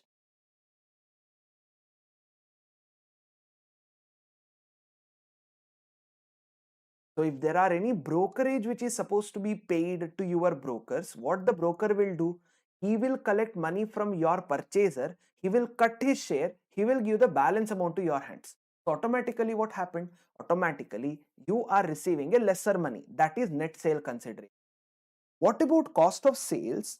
Whenever there are more than one purchase involved. So if more than one purchase is involved, what happens? The price will be different, just like inventory. The price will be different. How will you consider the cost of sales? For that, the standard said apply average method. According to standard, take the average of your shares altogether, debentures altogether, that connected to the number of shares sold will be your cost of sales. So for example, 50 rupees 100 shares you had, 100 rupees 100 shares you had, and say 150 rupees 200 shares you have. Ultimately what should I do? Multiply them divided by total number of shares, 50 plus 100, 150, 300. You'll get an average price. That average price into number of shares sold will be the average cost or cost of sales. Okay, but if you could remember, when you did investment chapter, there were few places where you took FIFO also. But point to be understood, FIFO is not said by AS. Accounting standard did not say FIFO. Accounting standard said only about average method. So in the exam, if at all you write FIFO, then write a note at the end saying that accounting standard permits only average method. FIFO is followed because question specifically asked me to do it. Okay, because standard tells to apply average method. So if FIFO is asked in the exam, you have to follow FIFO only, but write a note at the end saying that accounting standard doesn't allow, it is done because question said so. So that has to be the way in which it should be done. So this is about your sale of investment disposal, whereby you have to consider the profit or loss on sale. Then one of the last part what we need to have is about reclassification. Now, I told you that when it comes to investment, it depends upon intention of the management. Intention at the time of purchase is needed whenever you deal with classification. What are the classification? Current and long term. So, intention might change in future for sure. Totally possible that the intention of the management might change in the future. So, therefore, reclassification can take place. So, what type of reclassification can happen? The type of reclassification will be either current investment will be converted to long-term investment, or long-term investment can be converted into current investment. So you reclassify your investment. At that time, on date of reclassification,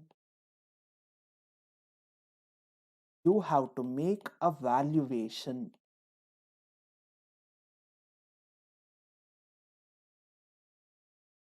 For the new classification, you have to make a valuation.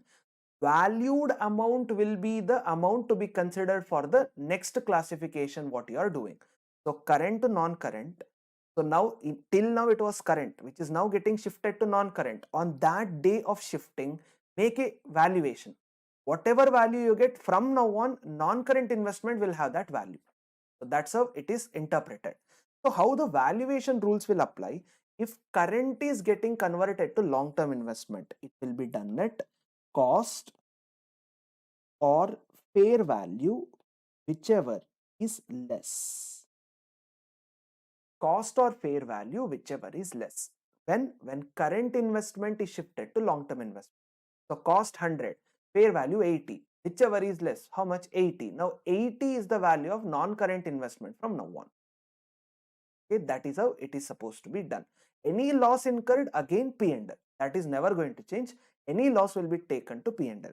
If long-term investment gets converted to current investment, it is done at cost or carrying value, carrying amount, whichever. Long term is getting converted into current investment, cost or carrying amount. So normally what happens with carrying amount? Carrying amount will be equal to cost only. What do you mean by carrying amount? Amount shown in balance sheet. So carrying amount will be either cost, but if there is a permanent decline, then carrying amount would reduce. At that time, consider carrying amount. If it is equal to cost, then both of them are same. But that is how the shifting should be done. Important thing is, in the exam when they ask, they will give you all the terms in the single question. They say current is converted into long term, they'll give you cost, they'll give you fair value, they'll give you carrying amount, they will give everything. You have to pick the suitable ones and write the answer. Therefore, remembering these are very important. Don't think that in the exam you can use your brain and do it. No, you have to remember this, because in the exam, to confuse you, they'll give you all the terms. That time it's very important that you remember this. The last segment of investments is about investment properties. Simple one, it's not that important also, but still, investment properties. Now, what do you mean by this? It basically means, if at all there is land and building which is not utilized for business premises, instead it is kept as investment to earn rentals, you call them as investment property. So investment properties are basically land and building, but this land and building, I'm not using it for my business. It's not a factory building or my admin building, nothing. It's an empty building. I will be renting this building to get rentals. This will be called as investment properties. Okay. Now, if you could see, every other normal investment, if it is current, is cost or fair value, whichever is less. Non-current at cost, but if there is a permanent decline, then provide for it. So all these things you have learned. What will you do for land and building? Can you apply that cost or fair value and all? It's not possible. For this, what they said is, whenever there is investment property, the accounting is done according to cost model of AS10. I've seen AS10 in the day 2 session, whereby AS10 was given you in detail cost model, revaluation model and all. So this will be done according to cost model compulsorily. So how does cost model works? Cost minus accumulated depreciation and all. So land and building will lose its value. Land may not lose its value, but building will lose its value. If building is losing its value, what do you call that? Depreciation. But AS13 doesn't provide for depreciation at all. It tells cost or fair value, whichever is less. Therefore, will be considered according to cost model. AS13 directly said, refer cost model, do it according to cost model. This is how you have to deal with AS13 theory. So it starts with what is investment, then it tells about types of investment, valuation norms, certain changes, etc. etc. Finally, this is how the theory understanding should be done. Now let's take up quick questions on this to understand how this investment mechanism should work. Quickly take up the problem.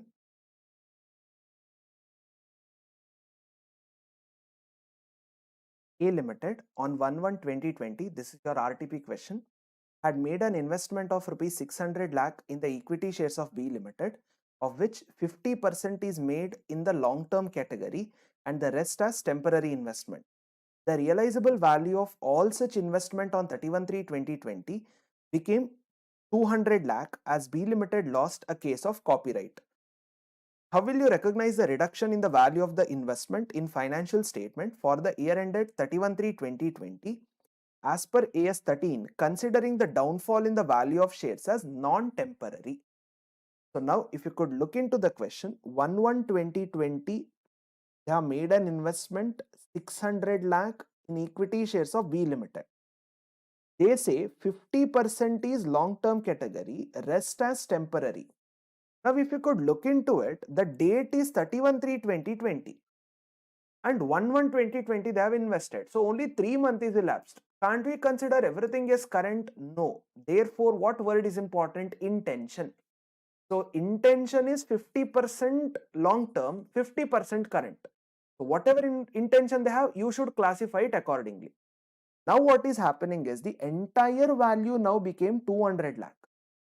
The entire realizable value became 200 lakh. And they are saying these downfall is non-temporary, which means permanent. Non-temporary basically means permanent. So how do you interpret it then? First, out of total 600 lakh, long-term investment has 300 lakh, current investment has 300 lakh. Total realizable value is 200 lakh. So long-term investment realizable value is 100 lakh. Current investment realizable value is 100 lakh. Now apply the rules of current investment. Current investment rules is what? Cost or fair value, whichever is less. Here realizable value and fair value will be the same. So 300 or 100, whichever is less, 100. 200 lakh reduction took place. Where should I put that? P&L account. Long term is normally at cost, but if it is a permanent decline, then realizable value. So what is happening here? Permanent decline is happening. So you have to bring it down to 100 lakh. So what happened again? Again 200 lakh loss took place. Transfer it to P&L. So that will be the answer which this will be coming on. See, first 200 lakh. So 100 in respect of current, 100 in respect of long term. So they say current investment is lower of cost and fair value. Then therefore it has to be considered as 100 lakh perspective. So according to 100 lakh, it is supposed to be considered. So 100 lakh current investment, 100 lakh long-term investment, total value of your investments be 200. So that is how the answer of this particular question is supposed to be done. Again, these since it is shortage of time, I couldn't consider the entire answer stuff, but the answer anyhow will be there in the material I have provided. So look into that part and we'll get a clear idea of this. So once you know the standard and you interpret them, that's more than enough. So that's why the interpretation points I have taken over here. Okay, so with this, AS 13 also comes to an end.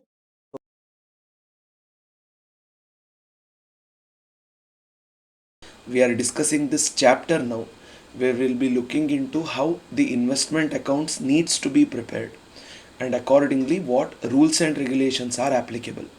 Even though the rules are covered by AS 13, which is the accounting standard applicable, we should know the rules and regulations of AS 13 to prepare all these accounting parts. So therefore we'll be looking into the general rules first, and once we look into the rules, let's see how investment accounts needs to be prepared. Because the standard is applicable over here, we have to make sure that we follow all the rules provided by the standard so that it becomes easy for us to apply it, and that too we prepare the investment accounts correctly. Now accordingly, let's start discussing the accounting standard rules and regulations so that we can apply it in our accounting preparations. So the applicable accounting standard is AS 13. Okay, it's a part of our AS syllabus as well. There is a separate chapter also. Now before we jump into the actual rules and regulations, let us try to learn what do we mean by investment. What is investment for us? Now investments are basically assets. Okay, now what is the use of this asset? Why do we have this sort of asset?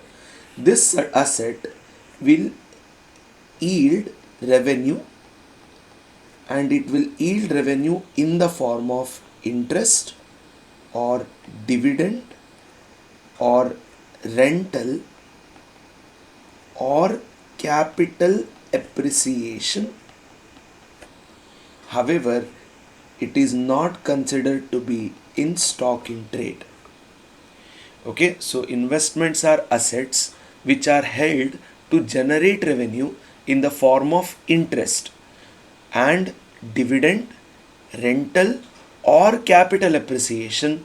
However, if these assets are held in the form of stock in trade, they are not covered in investment. Let's take an example. I have an asset where I have purchased dividend of another company. Because I have this dividend security, I get revenue in the form of interest. We call this as investment now. I have a share. I have this security. Because of this, I yield income in the form of dividend. So therefore, we call it as investment. In the same way, I have a property.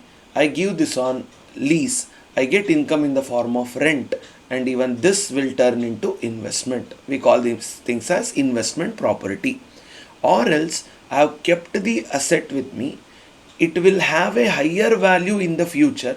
We call it as capital appreciation. Even that can also be considered. The best example for capital appreciation will be gold, silver, etc., where you don't yield income on a regular basis, but the capital appreciation potential is very high. So all these things will be covered in the clause of investment. Now, let us see what rules and regulations are provided by our accounting standard. If you imagine the investments now, this investment will have one overall life. Now, what life it might have? You will purchase the investment, we buy the investment, where this purchase will be basically initially recognized in the books. Once you buy them, you hold the investment, you keep it for a certain point of time, which means when you hold them, automatically it will be reflected on the balance sheet date, and ultimately after a certain point of time, depending upon the requirement, we will sell the investment.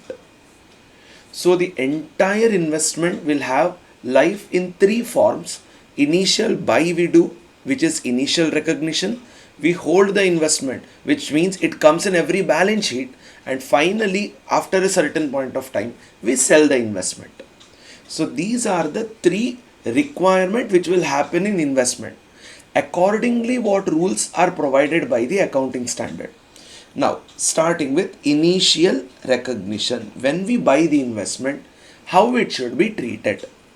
For that, it should be treated at cost.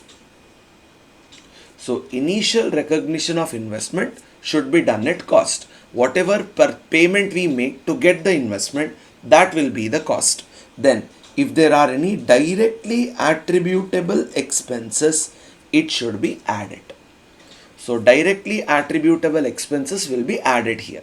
What type of directly attributable expense might be there? Brokerage, stamp duty, any other taxes concerning related to that particular investment, etc. So all these things will be directly attributable expense. These are also included in the cost of investment. Let's take an example. I am paying 100 rupees for a debenture. Broker charged me 2 rupees for it, which means ultimately investment will be capitalized at 102. Okay, so that is our initial recognition, where we pass the entry as investment account debit to bank account. So we are paying for it, and accordingly this will be recognized in the books of accounts.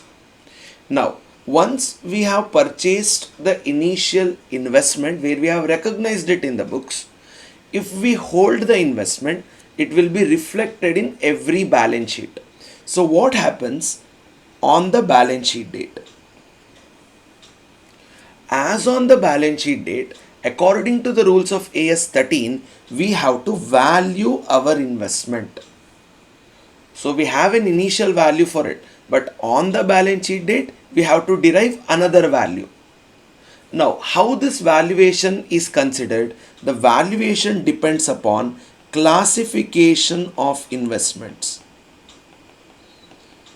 These investments are classified at the time of purchase itself. During purchase itself, it will be classified, but it will be done according to classification. What type of classification we can do according to AS 13? So according to AS 13, we have got two classification: current investment, long-term investment. What is the meaning of current investment? Current investment is intended to be held for less than 12 months. What is the meaning of long-term investment? intended to be held for 12 months or more. Okay.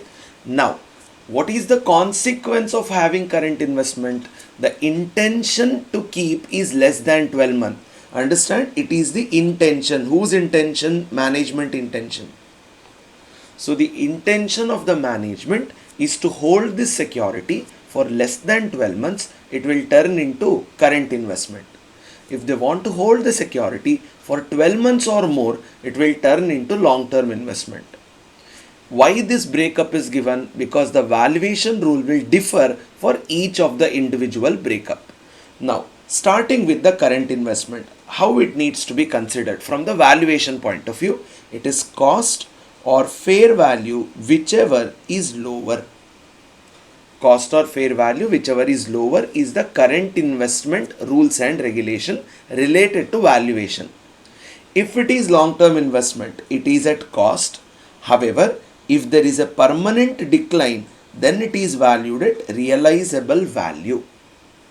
What do we mean by realizable value? What value this investment will fetch if I sell the investment today. So that will be considered from realizable value point of view. How do we determine the realizable value, or when do we use the realizable value? When there is a permanent decline in the value of investment, not temporary decline, permanent decline. Let's assume that in one of the subsidiary there was a big natural calamity, because of which they have suffered huge losses. Their going concern itself is having a problem. At that time, there is a permanent decline in the value of investment, realizable value. If there is a temporary decline, you need not go to realizable value. It can be valued at cost. Next, whenever we make a valuation, if there is any loss, then this loss should be transferred to P&L. For example, suppose say we are having current investment here. Cost of the current investment is 500 rupees. The fair value of the investment is 400 rupees. What is the rule? Cost or fair value, whichever is less. So whichever is less will be fair value here, which is 400. Which means from 500, my asset is coming down to 400. I have a loss. What should I do with this loss? Transfer to P&L. Same logic will apply for long term also. Whenever there is long term at cost, when permanent decline takes place, it will have a reduced value, and therefore this entire loss will be transferred to P&L. Okay, so this is in connection with the classification when we hold the investment in a time period. Then in the holding period, there will be one more aspect which arises, which is basically income. So if it is say a debenture, the income generated will be interest. If it is share, the income generated will be dividend. But there will be income generated. In that case, all the income should be transferred to P&L. There is one exception to the rule, we'll see that later, but income in general will be transferred to P&L account. Then at the time of sale, what should we do at the time of sale? The last part of holding the investment. Now at the time of sale, any profit or loss on sale is supposed to be transferred to P&L account. Any profit or loss on sale, we got to transfer that to P&L account. How do we determine the profit or loss on sale? We'll see later when we discuss the investment in particular. But rule of AS 13 is whenever there is profit or loss on sale, we got to transfer that to P&L account. Okay. Now, the buying period, what we discussed at that time, what is the rule applicable? The rule applicable will be in the form of initial recognition. What is the rule? It will be recognized at cost plus directly attributable expense. If we hold the investment, then value in every balance sheet date. How to value it? Current investment, cost or fair value, whichever is less. Long-term investment, cost. If there is a permanent decline, then realizable value. In case of these losses, it should be transferred to P&L. Next, any income derived will be transferred to P&L. Last but not the least, when we make a sale of investment, any profit or loss on sale should be transferred to P&L account. Okay, so this is the initial rules given by the standard. Now, let us try to make certain analysis point of view. when we prepare the investment account, one of the major elements used in the problems is brokerage. So the amount charged by the broker to undergo this transaction. Whenever there is a brokerage, it depends upon whether I have to add or deduct based on the type of transaction entered. I'll try to tell you the logic as to why it is add and why it is deduct in certain specification. So accordingly, let us look into it now. Whenever there is brokerage at the time of purchase, okay, we'll take up an example. Let's try to think about it. We have approached the broker asking him to buy a debenture. Okay, broker said, okay, I will buy it and I will charge you 5% as brokerage. Just an example. I'll charge you 5% as brokerage. Okay. Now, I am buying 500 rupees worth security and broker will be charging 5% brokerage. Okay. So, therefore, 25 rupees will be my brokerage. What's happening here? The broker will collect the share from the other party. He will collect cash from us. He will shift the cash to the third party. He will shift the share to us. So that is how, or that is the job which the broker will do. At the time of purchase, the broker will be collecting money, not distributing money. At the time of sale or at the end of the day, the broker will be distributing the money. But at the beginning, the broker will be collecting the money. Now, accordingly, when I want to buy the share, I have to pay amount to the broker. Broker, when he collects, he will not just collect for the share price, he will also collect for the brokerage part of it. So, therefore, whenever there is purchase, we have to add. Because at the time of purchase, we are the payer of cash. When we are paying the cash, pay extra towards brokerage also. So therefore, brokerage at the time of purchase is add. What about brokerage at the time of sale?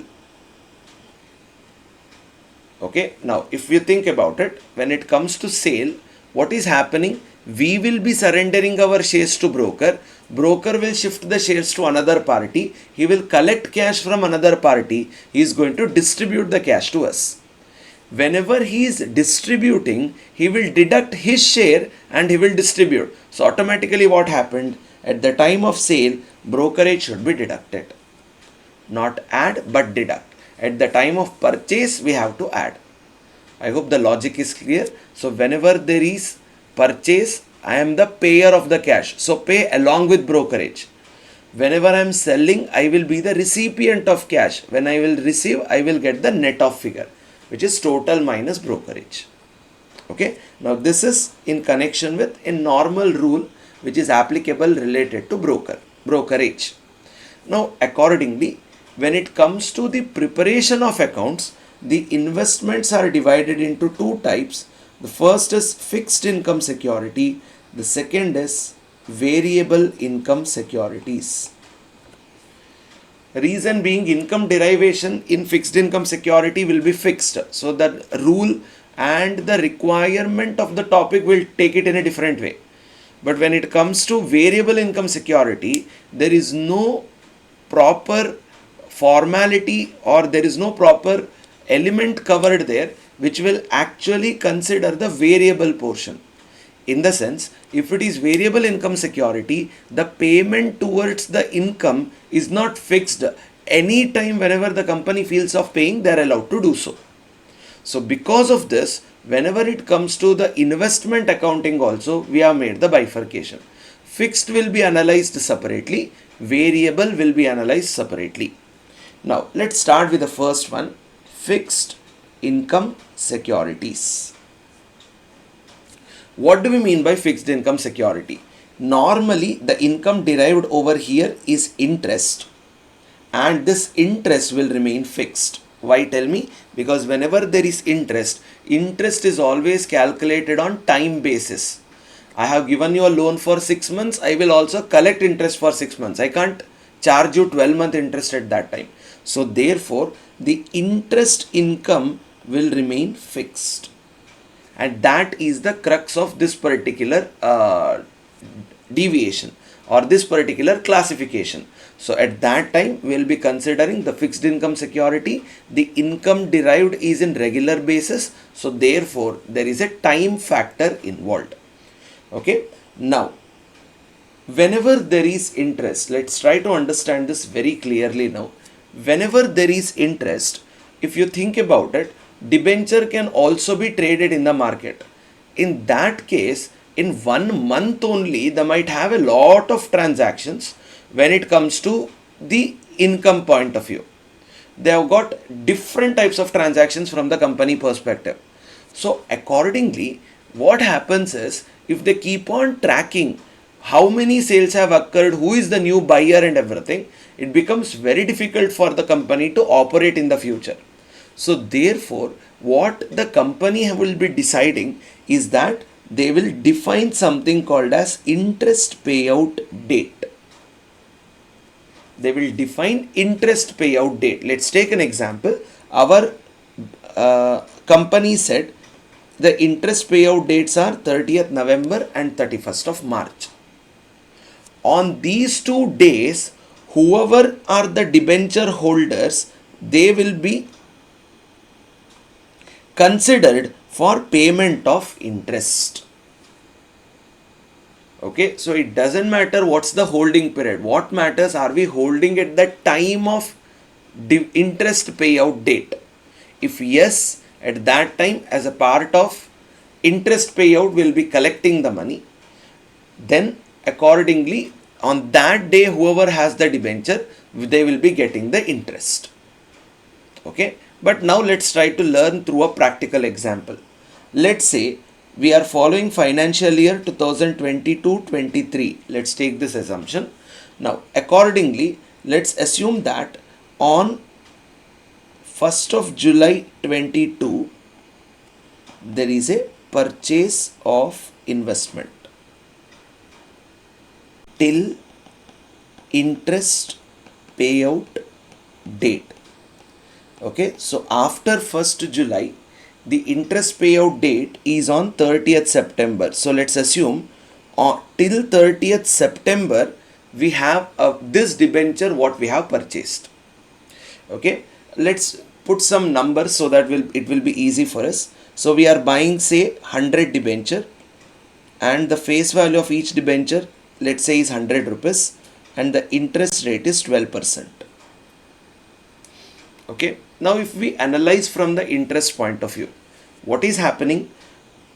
As on 1st July, we are actually buying this particular debenture, and we are holding this debenture till interest payout date. And as already discussed, as on the interest payout date, the interest will be paid by the company irrespective of the period of holding.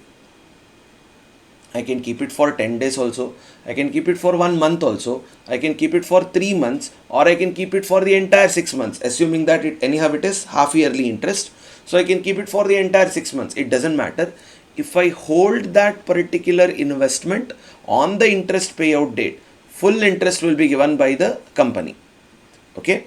Now, as on 30th September, I am the the debenture holder of this company.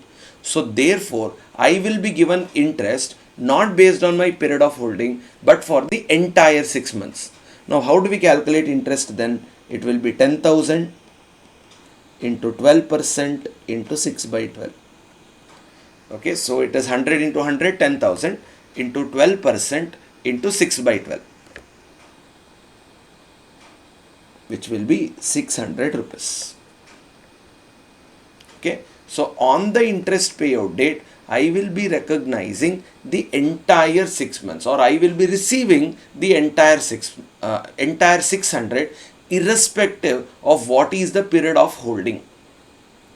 Now in this situation, if you think about it, there is actually no equilibrium maintained. The one who sold me on 1st July has actually kept this particular investment from 1st April to 1st July, which means he has kept it for 3 months. We bought it in the month of July. So July, August and September. So even we are eligible for 3-month interest. But what's happening from the company payout perspective? Company is paying 0 for the old one. Company is paying the entire 600 for the new debenture holder. Doesn't look correct, because interest we know that it is fixed, which means I can calculate on period basis. So what happens in this scenario is, when it comes to the interest perspective, since it is fixed, there comes up one more thing what the seller will do. Now what seller does is, at the time of making the sale, he will not just collect amount for the purpose of debenture, he will also collect the interest for his holding period as well. So he has kept the particular investment for 3 months. So therefore, in this particular scenario, we will be considering, or the seller will be considering, to acquire the 3-month interest what he deserves. So seller cannot recover from the company, because company said I will pay directly to the person who will be the debenture holder. But when it comes to the seller, he will be collecting the interest from the buyer himself. So accordingly, how do we consider the difference of interest situations now? See, I will now divide this into seller and buyer. Now what will seller do? He will be collecting 3-month interest. What will buyer do for this? He will be paying 3-month interest. Later what will the buyer do? Ultimately buyer will collect 6-month interest from the company, which means seller will collect his holding period 3-month interest, and he will exit this entire transaction. For the same 3-month collection, the buyer will be paying it, and buyer will collect the entire 6-month interest from the company. So automatically what happens? There will be a net 3-month interest collected by the buyer. So equilibrium is maintained now. So technically speaking, if we look into the example what we took, 3-month holding period relates to buyer, 3-month holding period relates to seller. But buyer, even though he kept for 3 months, he will be collecting the entire 6-month interest, because company rule says so. But when it comes to the seller perspective, he is not able to collect there, so he will be collecting it from the buyer. That's the advantage of fixed income security, because income per month is fixed, and that value can be calculated, which will be collected by the seller. Okay, so I hope this entire situation is understood then. So for the holding period, seller will collect, buyer will pay, and buyer will now collect entire 6-month interest from the company. Automatically the net effect will be properly maintained. Okay, now whatever we read there, it is there in the form of a point. Let us look into this. If holder sells debentures on other than interest payout date, then seller collects interest from the buyer for the period of holding. He will collect for sure. He have to do it, because he has kept it for a certain point of time. He will be collecting the interest for it. Okay. Now, so seller, what happens then? Seller's job is to collect interest and exit the agreement. What will buyer do? For this collection, first he pays interest to the seller. Then he will collect interest from the company. So whenever it collects interest from the company, it will be for the entire 6 months. So this is how we got to consider the situation in connection with the buyer-seller agreement. Okay. Now, one thing is confirmed. What is that confirmation? Seller is going to collect interest from the buyer, if at all the sale is taking place at other than interest payout date. Now, whenever he collects the amount, he will be quoting his price for collection, isn't it? So you come and ask me to give a book to you, I have to quote a price for the book. In the same way, here seller will be quoting a price for the investment. Now, how will he quote it? There are two types of quotation a seller can provide. One is cum interest quotation, the other one is ex interest quotation, which means I am now telling my buyer that each debenture is worth 110 rupees. Each debenture is worth 150 rupees. Whenever I say this, the very next question the buyer is going to ask us whether this 110 is it inclusive of interest or exclusive of interest. 150 is it inclusive of interest or exclusive of interest. For that, this quotation will come into the picture. First thing, who will decide the quotation? The seller will decide it, but there will be negotiation between buyer and seller. Now, whenever there is cum interest quotation, what we are talking about, the interest is already included in the price itself. If I say 150 cum interest, which means in that 150 even interest is included. But there is one golden rule when it comes to the AS 13 point of view, where AS 13 tells us that whenever they need to consider cost of the investment, at that time revenue item can never form part of cost. Even interest is also a revenue item, which means interest should never form part of cost. So this is what we have written here.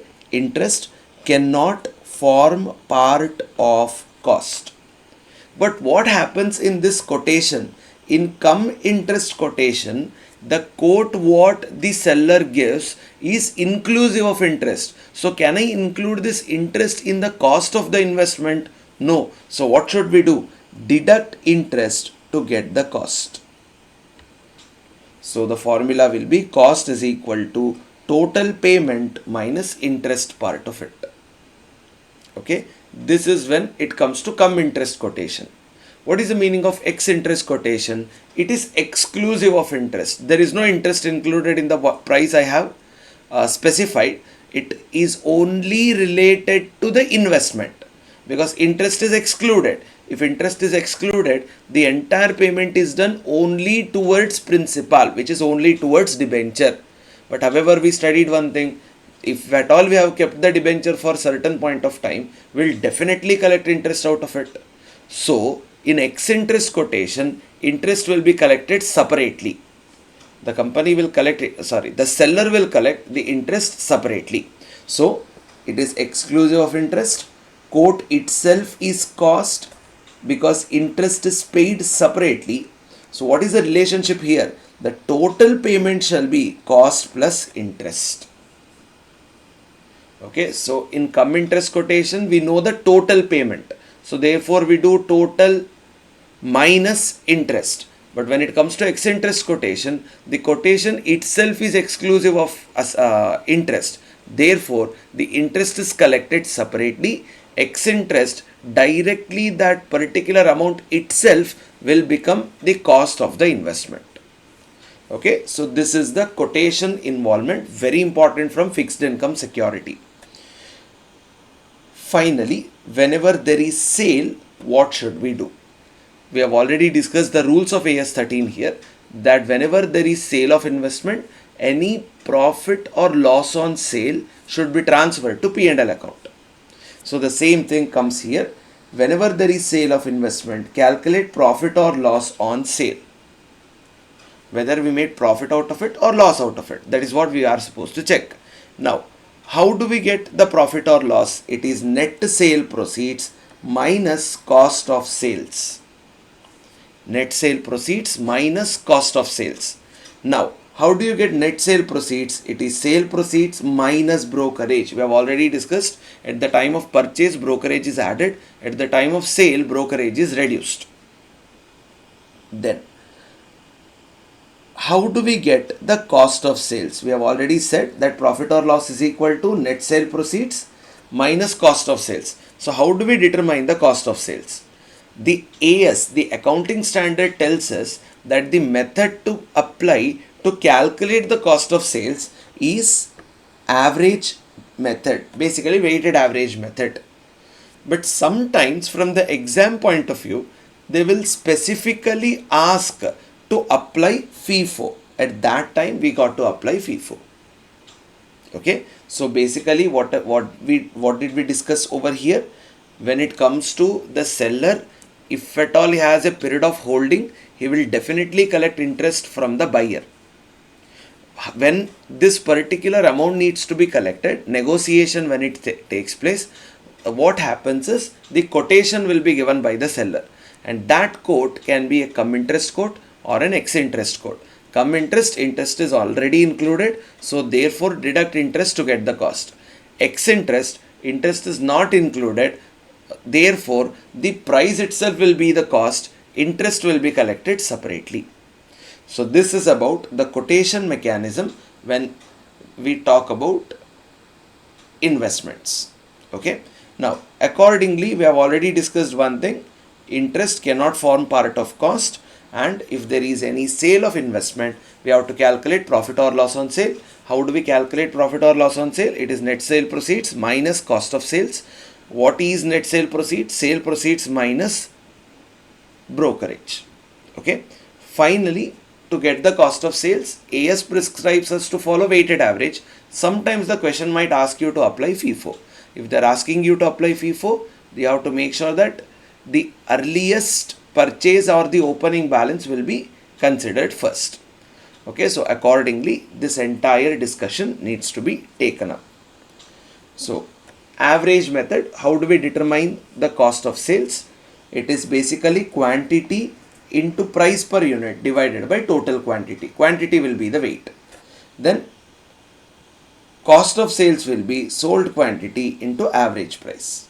So once we get the average price, which is normally per share average price, multiply with the sold units, we are going to get the cost of sales.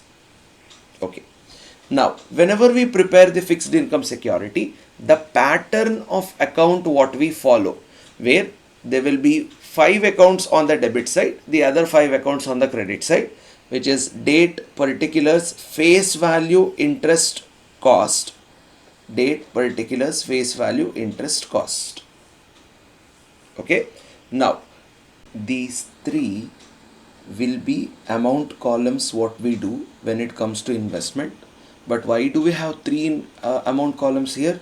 Face value to determine what interest needs to come, interest to see the adjustment related to interest to be considered, and ultimately the actual value of investment is the cost column. So which amount as investment will go to the balance sheet, the cost column value will go to the balance sheet. So why do we have face value? To determine interest. Why do we have interest? Because sometimes cum interest transaction is there, which means from the total transaction value interest should be removed. And in investment account pattern, along with investment, we will also see what net income or expense we could earn due to investing the money. So therefore interest column will be prepared along with it. So an income account related to investment will be attached together. Okay. Now accordingly, where face value, interest, cost columns will be prepared, everything needs to be taken from that perspective only. 2 things to learn from this particular element of fixed income security. Number 1, the interest is always on face value. Don't calculate interest on the purchase price. Interest paid by the company will always be on the face value because it is basically their liability. So on that liability itself, they will be paying the interest. Second one, how do we calculate interest? I'll give you a simple term through which we can easily remember as to how do we calculate interest. It will be from last interest payout date till date of transaction.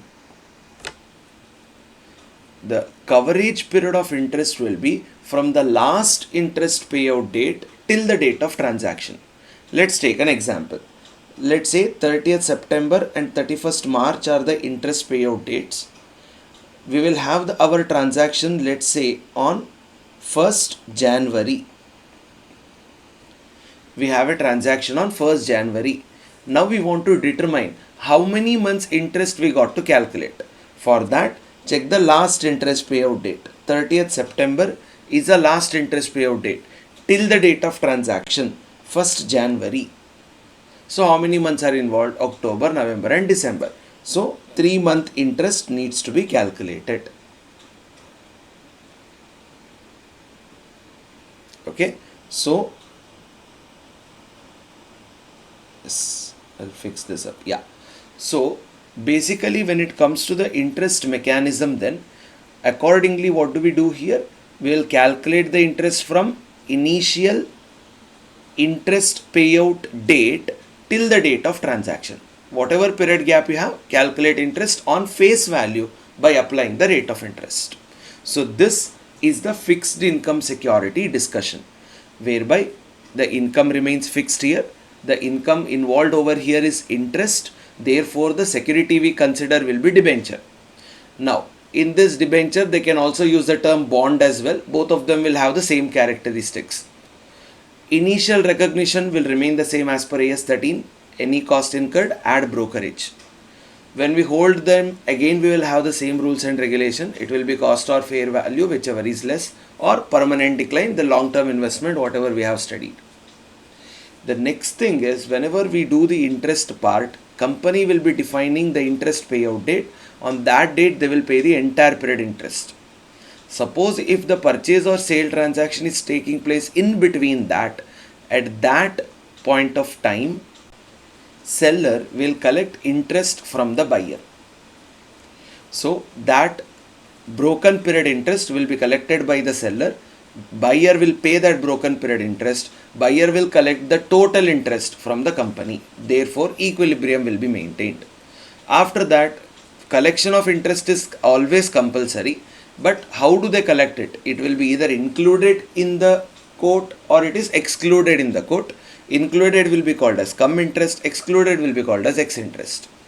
Now, in cum interest, interest is already included, but according to the rule, interest cannot form part of cost. So, therefore, remove interest to get the cost.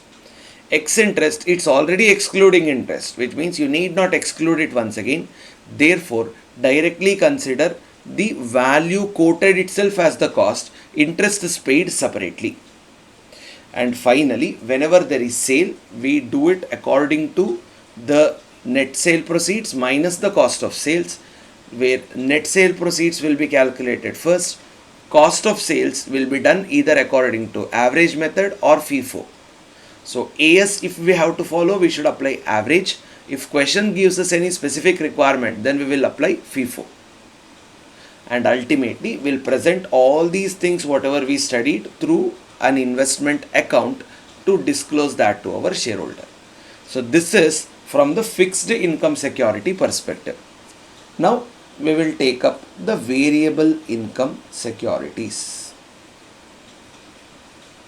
Now what are variable income securities? The underlying income from these security varies because this entire payment depends upon the board of directors, the company, and their ability to pay the dividend. So therefore, only when they declare or propose the dividend, then only we can take up the decision to either declare the dividend and even taking it up. So all these will be done by the company mainly depending upon the availability of the profits. So in variable income security, one, there should be profits involved. Second, the people involved should take the decision of paying the dividend or not. That's why it is variable. So sometimes instead of paying it as dividend, the company can retain them and use it for growth of the company. Now at that time, shareholders also won't complain. They'll say that in the future pay us higher dividend, which the company will agree. So accordingly, they need not even pay dividend now. So therefore, it is always variable in nature. And that's why we call this as variable income security.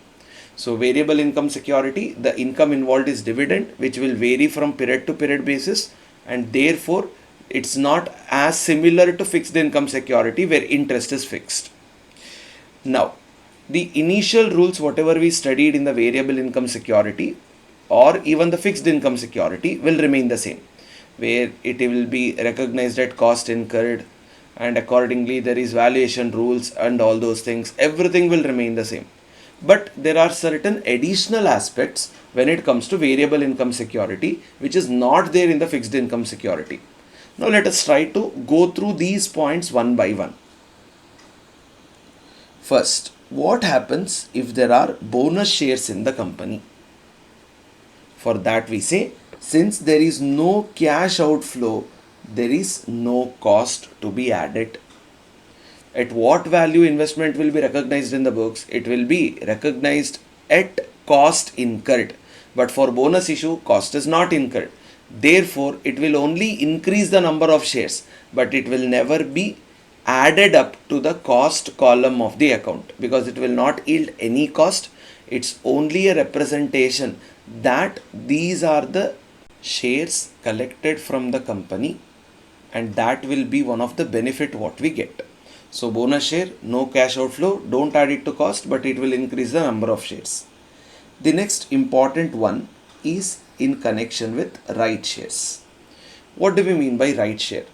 A share given to the existing holder, or a choice given to the existing holder to buy the shares of the company whenever they make any future issue, and if the shareholder is interested to buy them, he is going to buy it.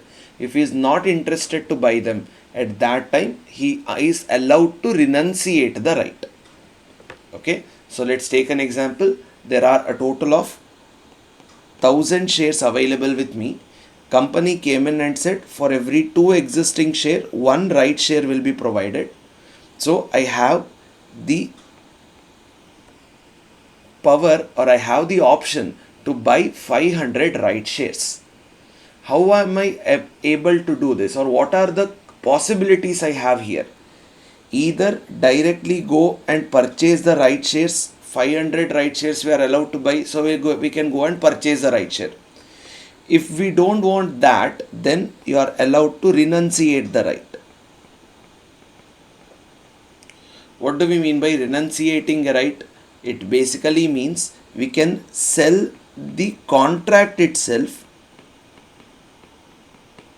We'll sell the contract itself for a particular consideration. We call that as renunciation of right. Which means when it comes to right issue, since we are the existing shareholder, there are shares offered to the existing shareholder. If they are interested, they will continue, otherwise they will drop the plan. Now, that has been summarized in this chart now. Right shares, if purchased, cost is incurred, which is added to the investment. It's not like bonus issue. Right issue will be considered from the cash point of view as well, because there will be cash payment involved.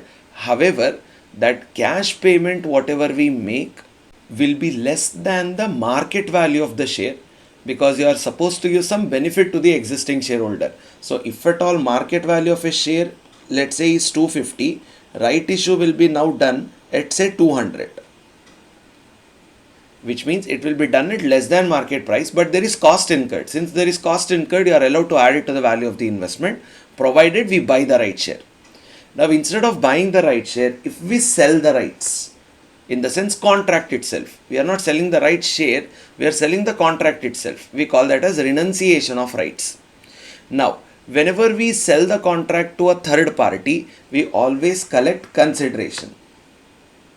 If the consideration is collected, it is income transferred to P&L account. Okay, so again, what is the consequence of right shares then? If at all the existing shareholder wants to buy the right share, at that point of time, whatever cost is incurred will be the value of the asset. Okay, so that will be the value of the investment. Suppose instead of buying the right share, if we sell the rights, now at that time we will be receiving consideration, and that consideration will be transferred to P&L account. Okay. What are the journal entries then? See, it has been passed. This is related to sale of rights. Okay, where it is bank account debit to sale of rights account debit to P&L account. So that is how we got to consider when right issue is involved. Comparatively, this particular point contains additional aspect. Bonus share was straightforward. So in bonus share, since no cost is incurred, automatically cost is 0, only number of share will increase. In right share, even though we don't collect full value of the share, which is basically the market value, will be collecting at less than market value. But payment is compulsory, cost is incurred, and accordingly it will be a part of our working. This is how right issue accounting is done. Now, one of the most important part when it comes to variable income security is in connection with the term dividend. Okay, now we know in normal terms that dividend is the income yielded through a share based security. So if the security is in the form of a share, the expectation of returns will be in the form of dividend. Okay, now when dividend income should be recognized, it should be recognized only after declaration. Who said this? AS 9 said this, and actual words of AS 9 is when right to receive dividend arises, but we know that right to receive dividend arises once the dividend is declared. So therefore, dividend income is recognized on the date in which dividend is declared. Okay, now once the dividend is declared, we are the investors, so we will be the collecting party. So we will be the people who will be the collecting party of dividend. Once we are receiving the dividend, AS 13 is asking us, see the nature of dividend. Now, what do we mean by nature of dividend? The nature of dividend can be two types. One, it can be a pre-acquisition dividend. This is very important. The other one is the post-acquisition dividend. How do we make the bifurcation between pre-acquisition dividend and post-acquisition dividend is the question. Simple terms, if any dividend is paid out of pre-acquisition profit, we call it as pre-acquisition dividend. Any dividend paid out of post-acquisition profit, it will be post-acquisition dividend. Now this looks even more simpler, but there is a problem. What is the problem? What do we mean by pre-acquisition profit? For that, point to be remembered, it is profits earned before acquisition. Profit earned before acquisition will be called as pre-acquisition profit.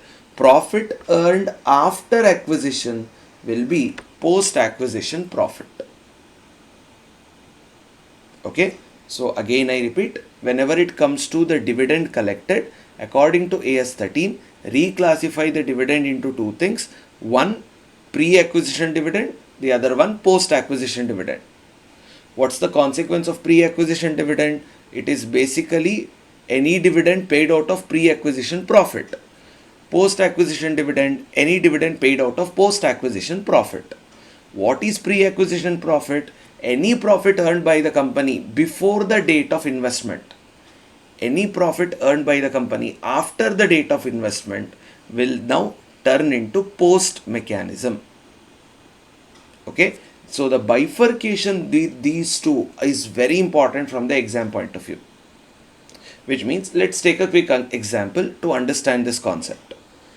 Let's say the account is getting closed on 31/3/2013 or 2023. Okay, the account is getting closed on 31/3/2023, and let's assume that we have purchased shares of a company in two different dates. One, let us say it is 1/7/22, the other one I will assume to be 1/7/23. So one share I have purchased, or in the sense one part of the share I have purchased on 1/7/22, the other part of the purchases is done on 1/7/23. Now, if dividend is received on both of these shares at that time, how do we classify this into pre and post? For that, the point to be remembered is profits earned before acquisition is pre, profits earned after acquisition is post. Okay, why are we making this bifurcation of pre and post? Because we know one thing, all items coming under pre are capital in nature. All items coming under post are revenue in nature. So therefore, inside bracket we have written it as capital receipt for pre. In case of post, it will be a revenue receipt for the company. Now, accordingly, how to decide whether it is pre-dividend or post-dividend? See, profit date is 31/3/23. Okay, profit date is 31/3/23. The first purchase what we have made is on 1/7/22. Okay, the first purchase made is on 1/7/22. Now see the profit point of view now. Whether this profit is earned after acquisition or before acquisition, and I am only talking about this one now. I am only talking about 1/7 ka. So accordingly, whether this is pre-dividend or post-dividend, that is the question. How do we determine it? Whether profit is earned before acquisition or after acquisition, where we can say the profit is earned after acquisition. So therefore, this will be treated as post. Second acquisition. So basically 1st July 23 is the date of second acquisition.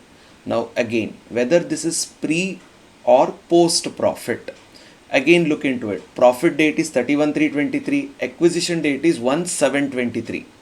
Whether this profit is earned before acquisition or after acquisition, 31/3/23 profit is earned before acquisition, so therefore this will be considered as pre. So how do you determine whether it is pre or post? Very important. If profit is earned before acquisition, it's pre. Always keep this profit as base. If you compare acquisition date with profit, you will feel confused because at that time inverse relationship will apply. But my suggestion always, it will be compare the profit with the acquisition mechanism. So therefore, you have earned profit now, and if this profit earned is before the date of acquisition, then it is pre. If the profit is earned after the date of acquisition, it is post. Okay, I have taken one example here. Let's try to understand how this entire stuff have to taken up. The date of acquisition is 1/1/2015. The date of profit is 31/3/2017. The date of dividend is 39/2017. Okay, now compare. The profit date is 31/3/2017. My acquisition date is 1/1/2015. Whether the profit is earned before acquisition or after acquisition, profit is earned after acquisition because this period is coming after 1/1/2015. So therefore, this particular dividend, sorry, not pre, but it is, this particular dividend will be treated as post dividend. Okay, so the dividend applicable will be post. Same question, if the date of acquisition is 1/7/17, profit date will remain the same, 31/3/17. Now the date of acquisition is 1st July 17. Whether profit is earned before acquisition or after acquisition, profit is earned before acquisition. So therefore, at that time the dividend will turn into pre. Okay, so again, let's try to understand this very clearly. One of the very important points under investment account, whenever you have got the dividend, you have to divide it between either pre, post. How do you decide that? It depends upon when did we consider the aspect of profit date, what is the actual acquisition date. If profit date is before the acquisition, then it is pre. If the profit is after the acquisition, then it is post. So profit date will be given in the question. They say this year profit has been distributed. So I hope it is clear when it comes to pre-post bifurcation.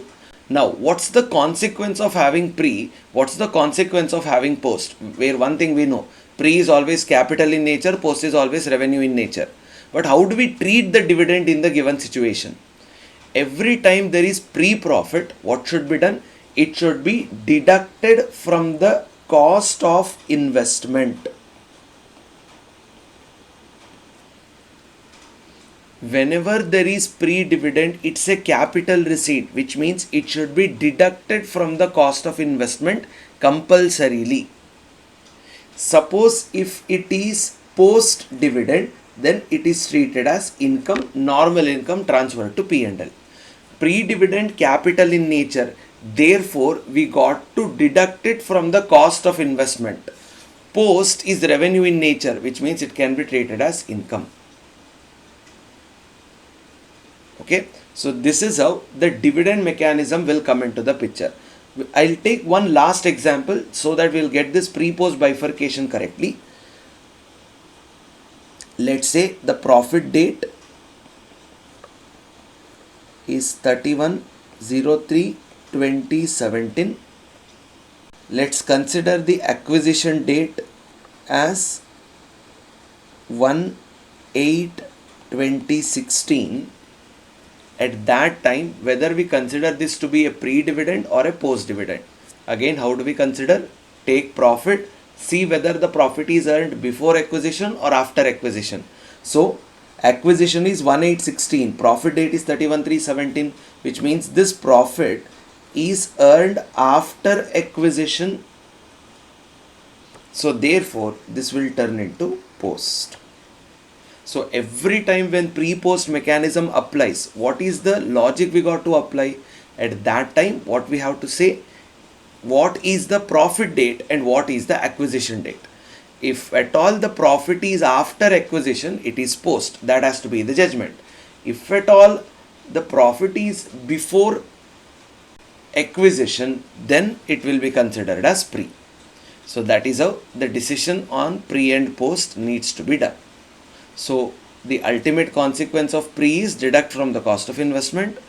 Of post, it will be treated as revenue. Okay. Now, what possible journal entries will come if it is pre and if it is post? Because once we read journal, we can remember that for a very long time. Okay. So it is bank account debit to dividend account debit to investment account. What is the rule of AS 13? Deduct it from the cost of investment. Okay, so accordingly, dividend account debit to investment account, whereby if at all it's a pre-dividend, it should be reduced from the cost of investment. Post-dividend, there is no such restriction.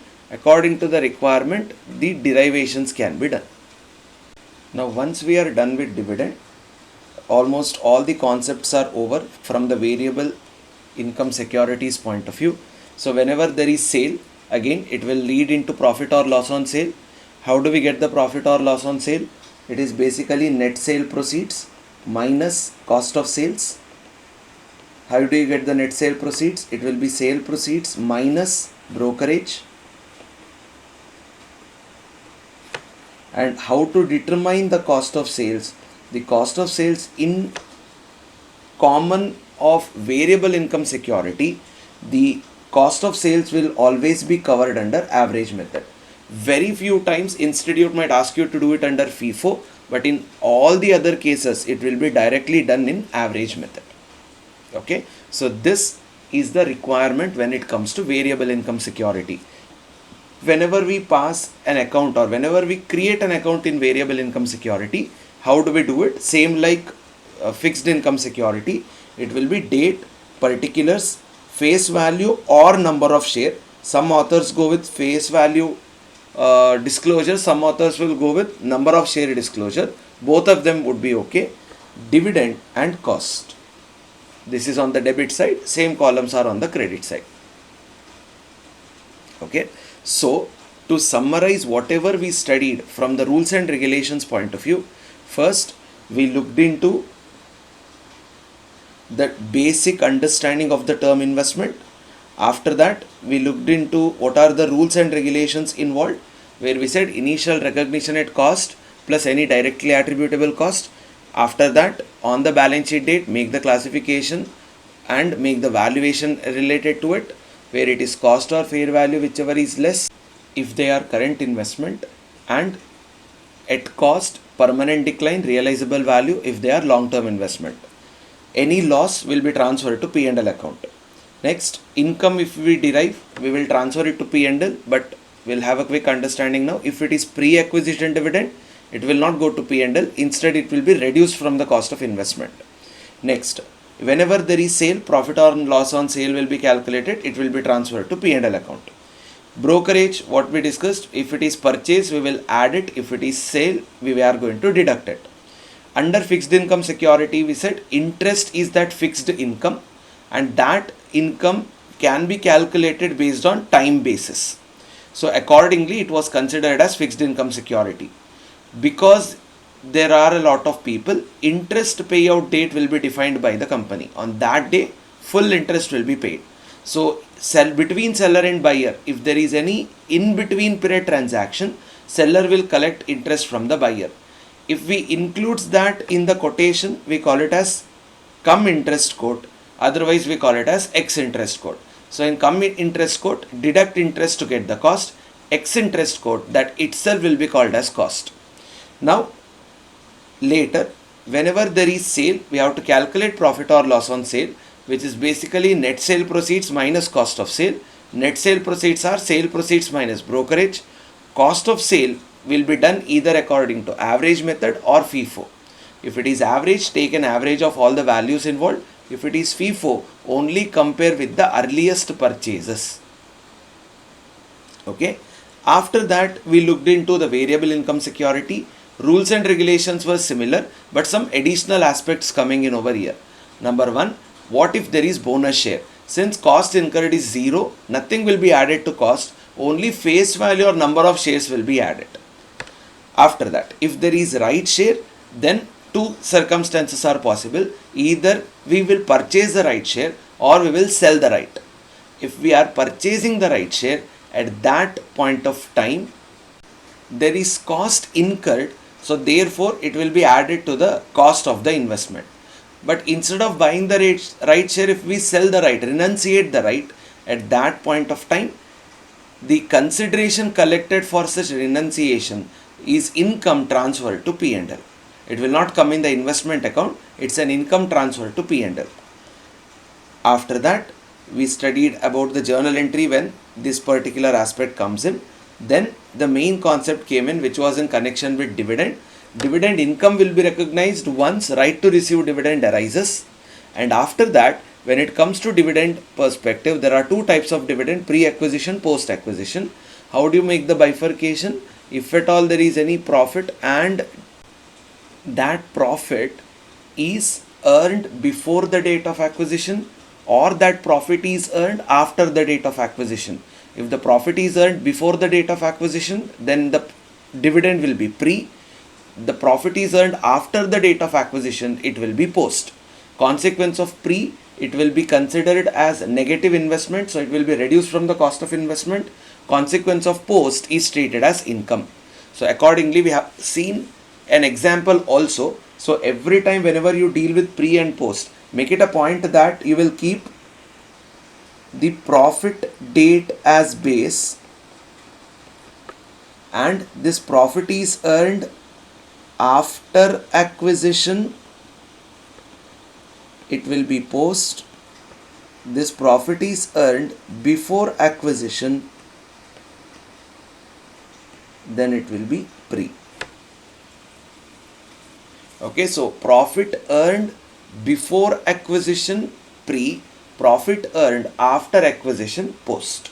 Okay, next, the last thing we learnt is, again there will be sale involved here, and the default method applied is average method until and unless they ask you to follow FIFO. So these are the theory requirements what we have when it comes to investment account. Very important theory stuff. I hope this is clear. Any doubts, please put it in the chat box, or again you can ask me through personal messages as well. As I've been sharing, I did get some of the doubts and even I got some feedback from you, so thanks a lot for that. So the last cash flow statement session which we took up, a lot of people actually did tell me those charts are actually helpful. So I'm happy that the charts are helpful for you, and even this revision is fruitful for you. So any feedbacks or any doubts you find, you can obviously ask me, and my personal number is 9739487111. Okay, you can follow me in Instagram as well. So you can give your feedback, at the same time you can ask any doubts. Now based on the theory whatever we studied here, let us try to apply that in the problems in the different scenario. So I have taken certain problems with different exposures, so let's try to learn them one by one so that we'll get idea about how do you apply the rules learned here into the problems. So let's start with certain problems. Let's take up the first one.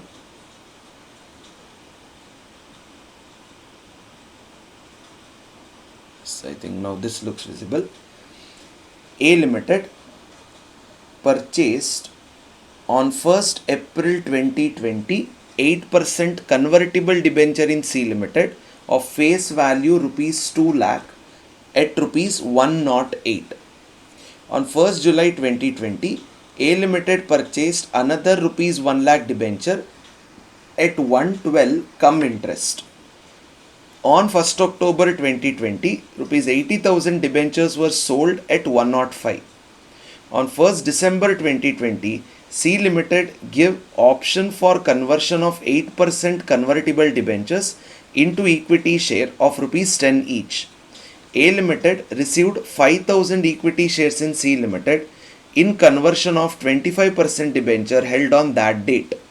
The market price of debenture and equity share in C Limited on 31st December 2020 is rupees 110 and rupees 15 respectively. Interest on debenture is payable on 31st March and 30th September. Prepare investment account in the books of A Limited on average cost basis for the accounting year ended 31st December 2020. Okay, so this is our question. Whenever investment account questions are given, they'll give you multiple events, purchase events, sale events. Over here they have given one more event which is in connection with conversion. So they have given us conversion event also, and accordingly we have to apply this in the answer. Okay, now whenever we talk about a problem based on investment account, every time when you start, always check whether there is accrued interest requirement. Now, what is this accrued interest requirement? Now, let's say that the interest payout dates are 30th June and 31st December. Okay, the defined interest payout dates are 30th June and 31st December. But our books will close on 31st March. Our books will be closed on 31st of March, isn't it? Now, accordingly, if you compare, the last interest payout date is 31st December. But we close the books on 31st March, which means 3-month interest got accrued, which will be recognized as income in the previous year. In this particular year, we will be now considering the opening accrued interest. So if at all there is a gap of 3 months, 31st March, the entry what we will pass for accrued interest will be accrued interest account debit to interest account, which means it's an income. The accrued interest will be an asset. So in the previous year it is closing asset, in the current year it is opening asset. So therefore every time see whether there is any accrued interest requirement or not. Okay, now if you look into this question, 1st April is the opening date and the interest payout dates are 31st March and 30th September. So how do you decide the accrued interest now? Opening balance date is 1st April. What is the last interest payout date? 31st of March, which means the accrued interest in this question is nil. If at all the interest payout date and the books closure dates are different, at that time accrued interest impact will apply. Okay, and how do you show the accrued interest impact? Opening asset, so on the debit side, closing asset on the credit side. So this is how the accrued interest mechanism needs to be understood. Now, 1st April 2020, there is 8% convertible debenture, face value 2 lakh at 108. Deliberately they have not given whether it is cum interest, ex interest. First of all, it's opening balance, it's not required. And moreover, they have already given us the interest on debenture payout date, which is 31st March and 30th September. So accordingly, we will directly start our year without accrued interest, because there is no accrued interest involved, where the value is supposed to be 2 lakh for face value and 2 lakh divided by 100 into 108 for cost. Okay, so let's see the first entry prepared then. to bank account where we purchased it 2 lakh and cost is 2,16,000. How we got 2,16,000? We have seen here it is 2 lakh divided by 100 into 108. So 2000 shares into 108 will give us 2,16,000. That's the first entry. After this, the second date fell on 1st July. See, the interest payout date is 31st March and 30th September. The July is still within time. So again, now we have to analyze July. They purchased 1 lakh debenture at 112 cum interest. Okay, 1 lakh debenture at 112 cum interest, which means interest is already included within that 112. So first thing, face value will remain at 1 lakh. Then interest will come. Interest from where till where? We have already discussed, from the last interest payout date till the date of transaction. The date of transaction is 1st July. The last interest payout date will be 31st of March.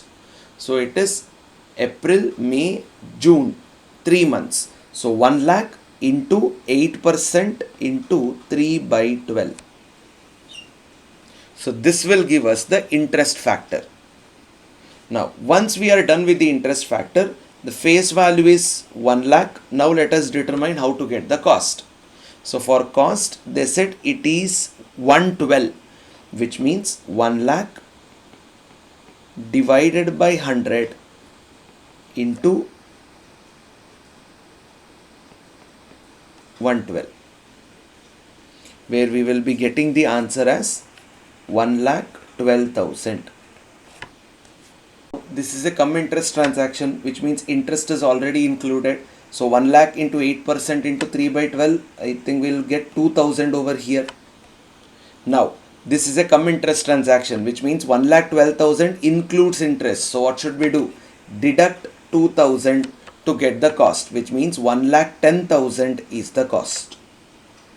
Now, let us look into the second line item. To bank 1 lakh, 2,000 interest, so 1,10,000 cost. Okay. Now, once we are done with this, what is the next date given for us? So, the next date they gave is 1st October 2020. But we know that before 1st October, there is an interest payout on 30th September.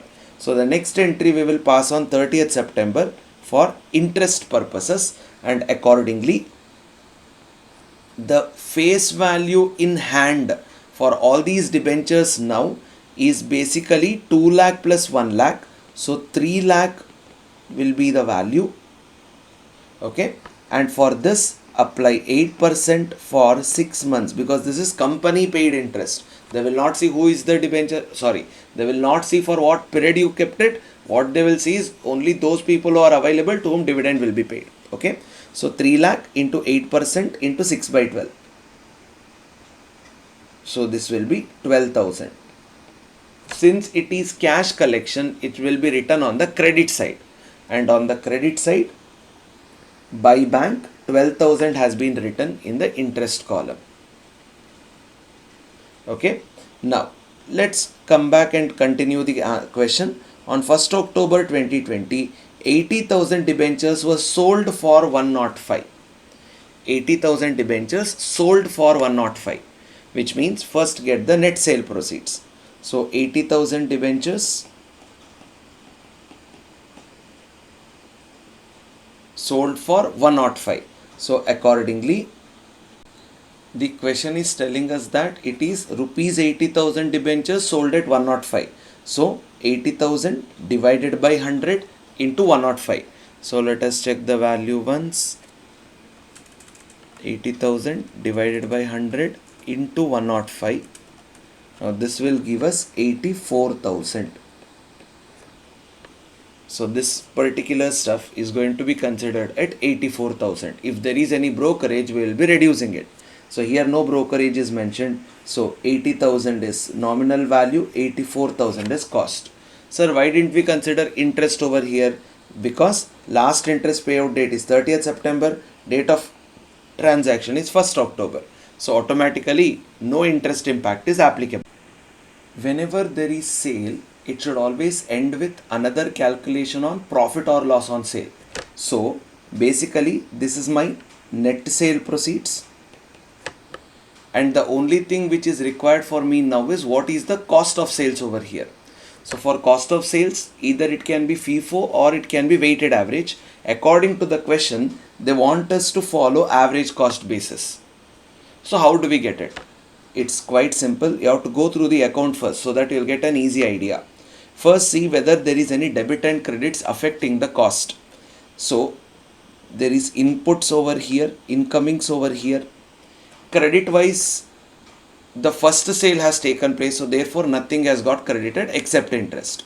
So therefore, how do we calculate the cost of sales now?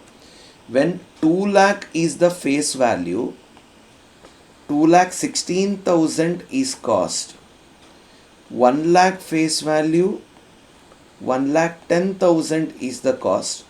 Why are we comparing both? We are taking average, so all things needs to come, whereby the total face value is 3 lakh, the total cost is 3,26,000. Then how much face value got deleted? 80,000. How much? So this is how you can calculate the average cost mechanism applicable in the securities. Okay, first write all the debits with face value and interest. Face value and cost. Then see how much face value sale has taken place. Cost will be proportionate. Okay, so how much do we get here?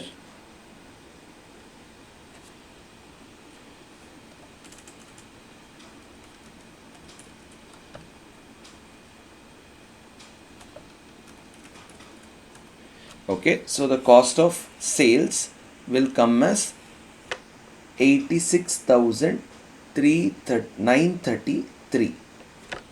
So we get the cost of sales as 86,933. This is our cost. This is our net selling price, which means there is 2,933 loss incurred by the company. So if we see here, there is a loss of 2,933. Okay. So this is every time there is a sale, it should continue with profit or loss on sale. Net sale proceeds we would have already calculated. You have to get the cost of sale.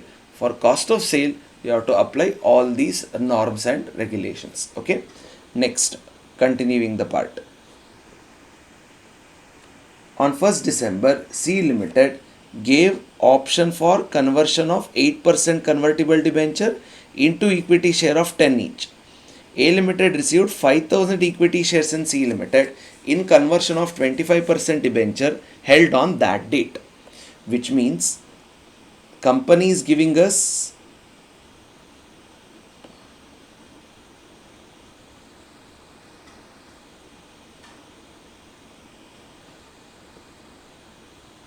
company is giving us 5,000 shares, but we have to give up 25% of debenture. Again, it's a deletion where closure needs to take place. Now, how do we do it? Again, first time getting the sale proportion becomes easier over here, because first of all there is conversion taking place. So that conversion we are receiving 5,000 share to give up 25% of the convertible debenture. Okay. So accordingly, so that 25% of convertible debenture what we are talking about, we have a total of 2 lakh face value because we have to apply average method. Then there is 1 lakh face value, total 3 lakh. Now this has 2 lakh 16 and 1 lakh 10,000.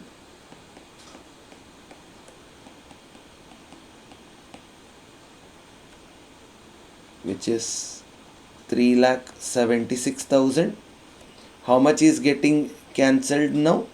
Basically, from this 3 lakh and 3,70,000, we know that there is a deduction of 80,000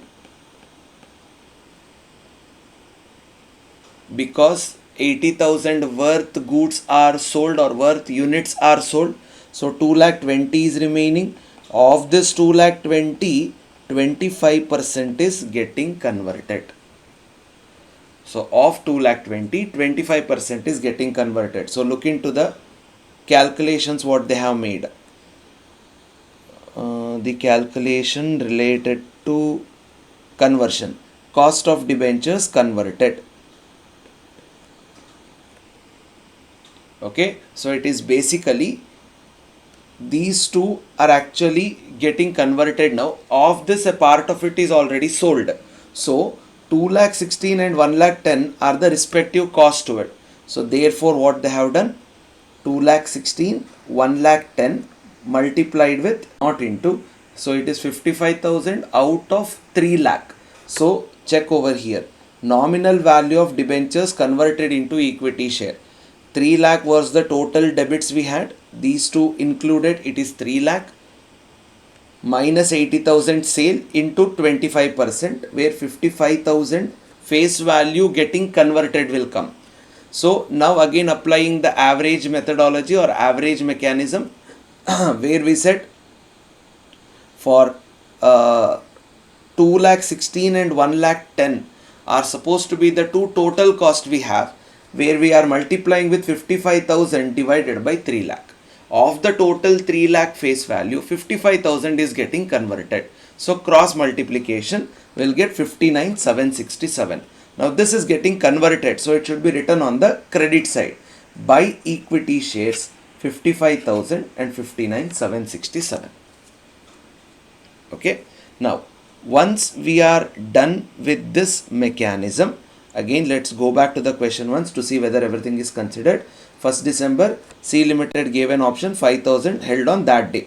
The market price of debenture and equity share in C Limited on 31st December 2020 is 110 and 15 respectively. Interest on debenture is payable each year on 31st March and 30th September. So according to the situation whatever we have discussed, based on that, if we look into the situation now, there is buy balance carried down. That would be the last requirement over here. Now when are the books getting closed? 31st December the books are getting closed. However, when is the interest payout date? The interest payout date is applicable on 31st March and 30th September, which means October, November and December interest got accumulated. That is my accrued interest. So therefore, whatever face value is remaining, which is 1,65,000 into 8% into 3 by 12. So that will be the accrued interest value, accrued interest period as well. Then 1,79,300 will be the balancing figure. Okay, so accordingly, balance the P&L or balance the interest column, put it to P&L, balance the cost column to get the final value. So that is how we will be considering this investment account perspective. Important point over here would be related to the conversion itself.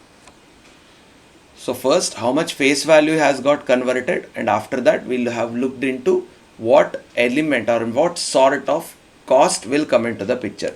Is there an alternative presentation to this? The obvious answer is yes. As I've already written, the same thing I'll be writing here. For 3 lakh, the cost is 3,26,000. For 50,000, how much? So you will be getting this itself, 59,767. So on that basis, we can make the further calculation. Okay. So this is how we are supposed to solve a question from investment account point of view.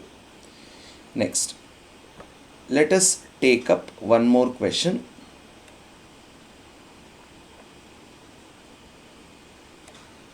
Mr. Vijay entered into the following transactions of purchase and sale of equity share of JP Power Limited. The shares have paid up value of rupees 10 per share. Date 11/19, 15/3/19, 25/19, 25/7/19, 20/12/19 and 1/2/20.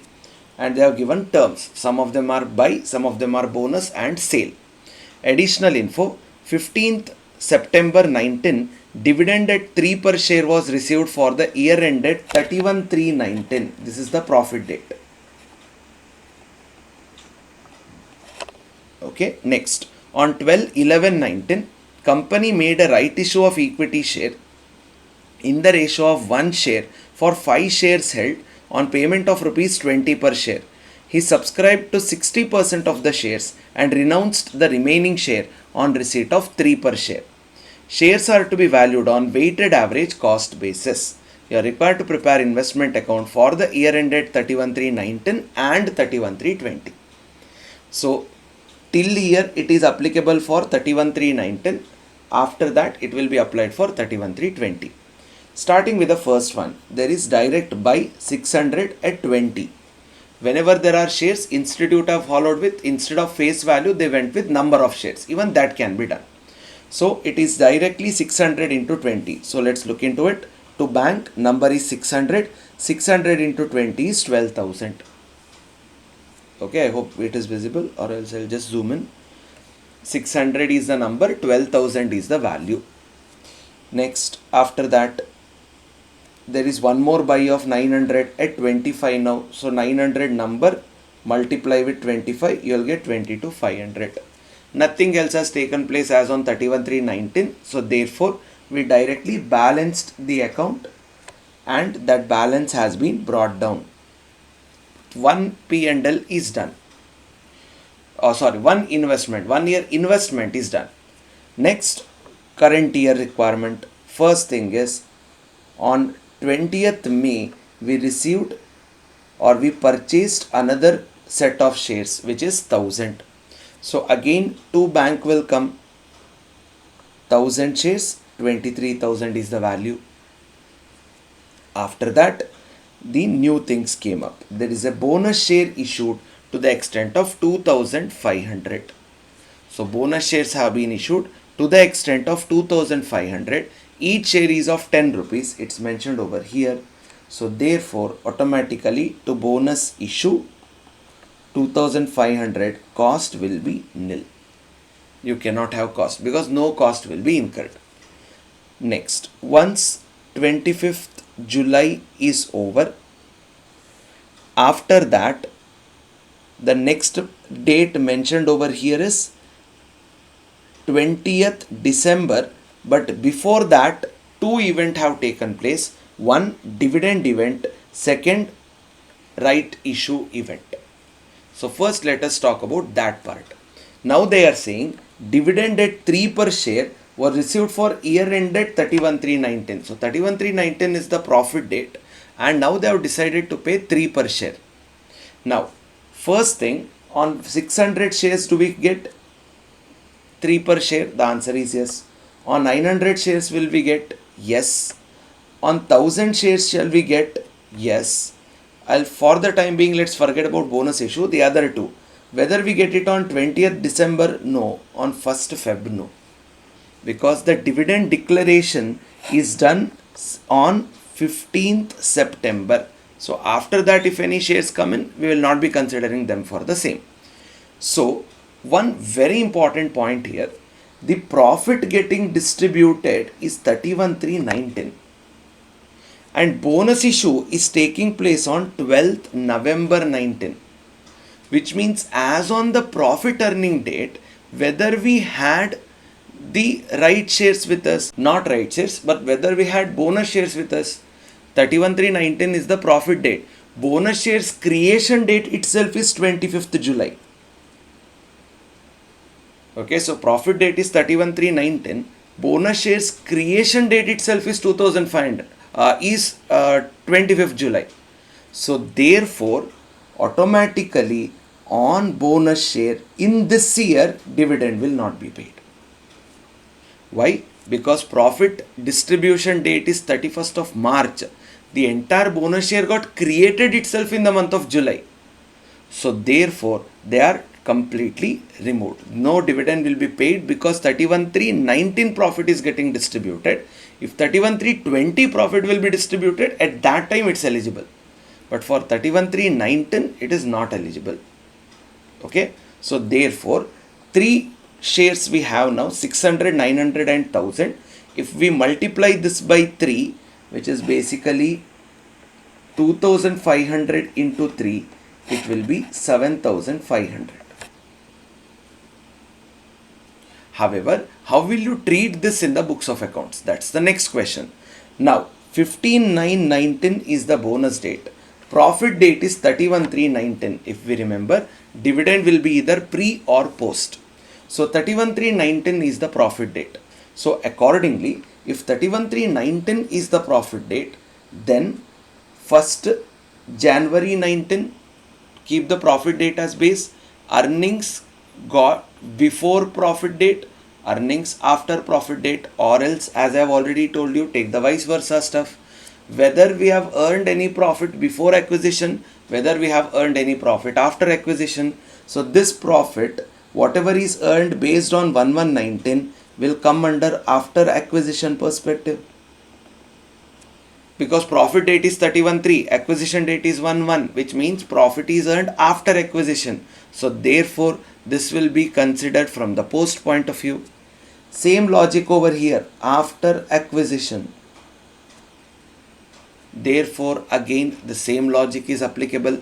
But the third one, which is basically 20th May 19, the profit date is 31/3/19, which means the profit is earned before acquisition. This will turn into pre.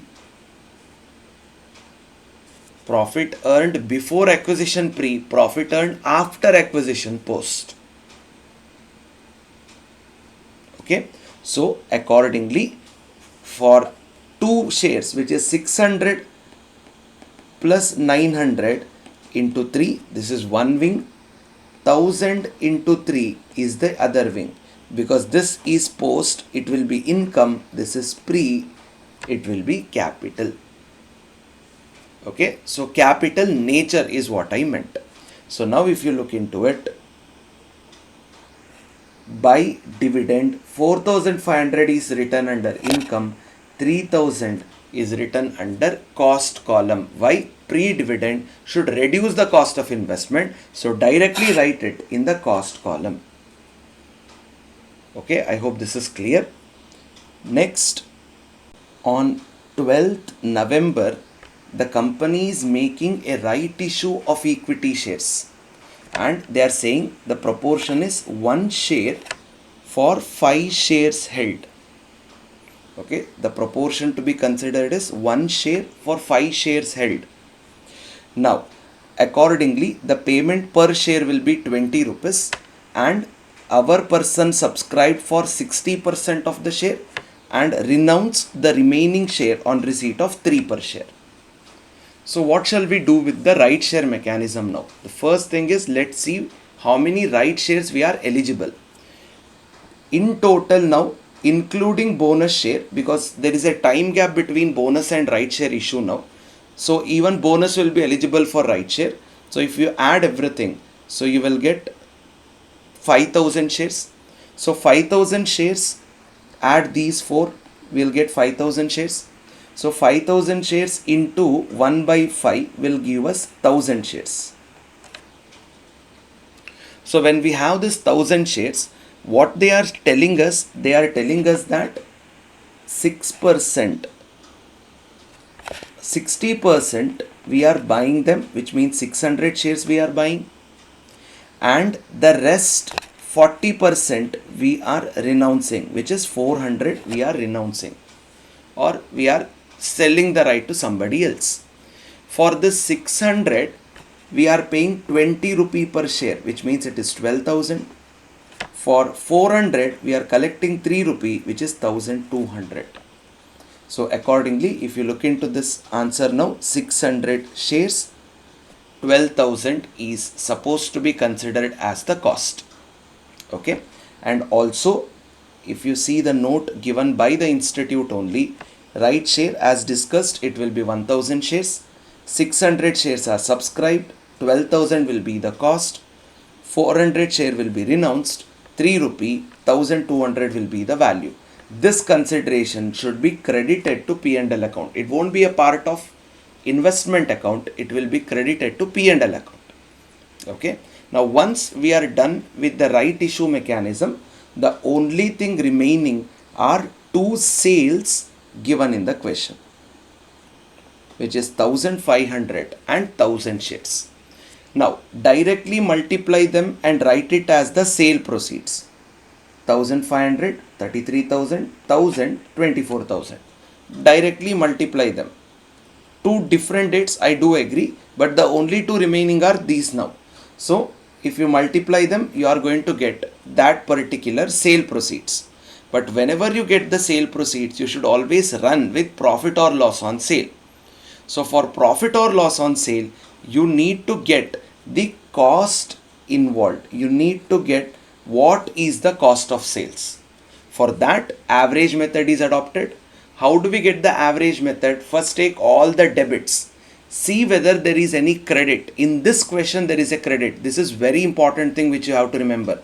See, there is debits involved. These two are debits. Even these two are debits.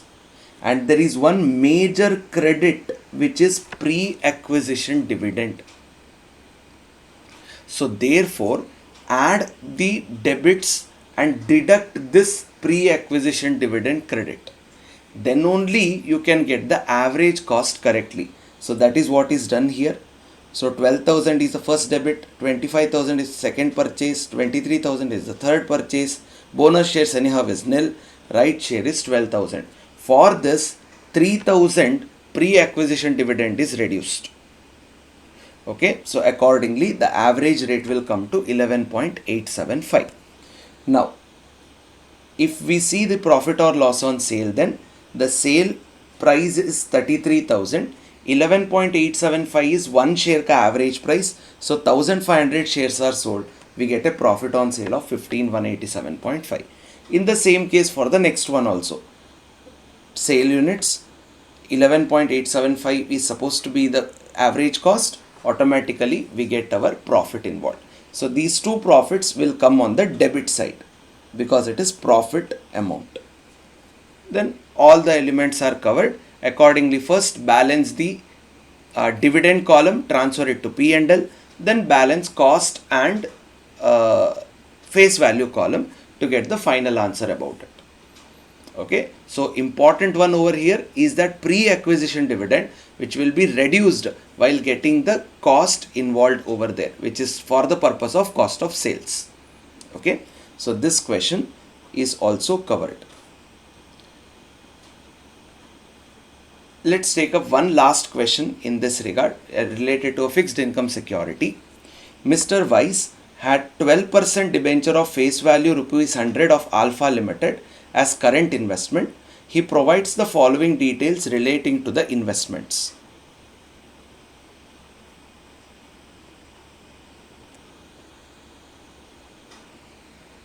Okay, so 1420 opening balance, 4,000 debenture costing 98 each.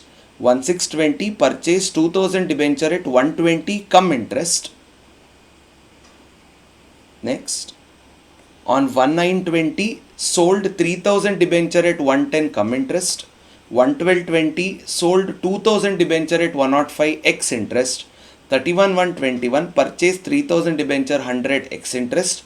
31,321 market value of the investment 105 each. Interest due dates are 30th June and 31st December. Mr. Weiss closes his books on 31,321. He incurred 2% brokerage for all his transaction. Show investment account in the books of Mr. Y, assuming FIFO method is followed. It's not weighted average, FIFO method now. So accordingly, how do we consider this particular question? First, there is opening balance with us, 4,000 debenture, 98 per share, and it is as on 1/4/20. If you look into the interest payout date, it is 30th June and 31st December. So accordingly, if you look into the situation now, 4,000 into 100 face value will go towards the face value part. Interest, when we have to calculate, here there is accrued interest concept because 1/4/20 is the opening date. Last interest payout date is 31st December. 3-month accrued interest came in. So 4 lakh, because interest is always calculated on face value, into 12% into 3/12 will go to interest. Cost will be 4,000 into 98. This is on the opening balance. So if you look into the solution part now, 2 balance brought down, 4 lakh is face value, 12,000 is interest, cost is 3,92,000. Okay, now after that we made further purchases of 2000 debenture at 120 come interest. So accordingly 2000 into 100 will go to face value. Then what is the last interest payout date? The interest payout dates are 30th June and 31st December. We are on 1st June. So the last interest payout date is 30th June. So accordingly, interest will be calculated as 2 lakh into 12%. Last interest payout date till the date of transaction. So into 5 by 12. Last interest payout date is 31st December. So January, February, March, April and May. So into 5 by 12. We get the interest part. Cost is basically 2000 into 120 at the beginning, where we will get a value. For this value, we need to deduct interest. Why? Because it's a cum interest transaction. So deduct interest, whereby we will get the value of cost. But over here, it's not just restricted to that. Every transaction is now incurred along with brokerage. And brokerage is always applied on the transaction value. So after deducting interest, or you can first add brokerage and then deduct interest. Any of the two is okay. Add brokerage. And this brokerage will be 2% of the transaction value. 2000 into 120 is 2,40,000. 2,40,000 ka 2%. That will be the brokerage. So it will be amount of transaction. First you can add brokerage if you feel confused, then deduct interest to get the net value. So now if you look into it, 1st June, 2 bank, 2 lakh, 10,000 and 234,800. How we got 234,800? Let's see whether they have made any changes. Yes. See, 2000 into 120, 2,40,000. 2% is directly applied on 2,40,000 itself. 4,800. From that deduct interest, you will get cost incurred. Okay. So that will be considered from purchase point of view. Once it is purchased, the next date we need to consider is interest payout date. Two debits have taken place. So 6 lakh into 6%, which is basically 6 lakh into 12% into 6 by 12, 36,000 interest. After that, two sales have taken place, if I am not wrong, where first two sale entry we got to write. One is cum interest. So interest impact will apply. Face value for this will be 3 lakh because it is 3,000 into 100. Interest factor. What is the last interest payout date compared to this now? 30th June is the last interest payout date. Date of transaction is 1/9. So July, August, only 2 months then? Yes, 2 months. So it will be 3 lakh into 12% into 2 by 12. And finally, it will be 3,000 into 110. That will be the transaction price of 3,30,000. From this, deduct 1% brokerage, 2% brokerage applied on 3,30,000 itself. Again deduct interest, because at the time of sale brokerage is also reduced and we have to reduce interest also. So accordingly, let's see whether they have done any working on this.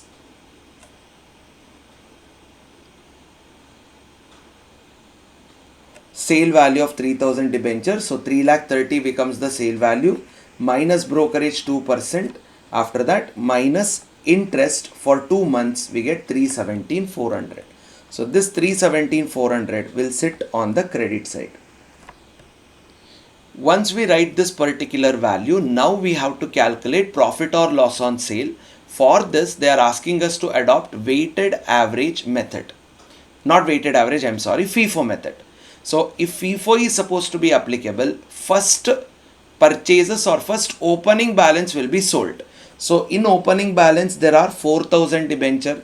How much are we selling? We are selling 3,000 debenture, which means it is within the first purchase itself. So accordingly, we need to calculate profit on sale.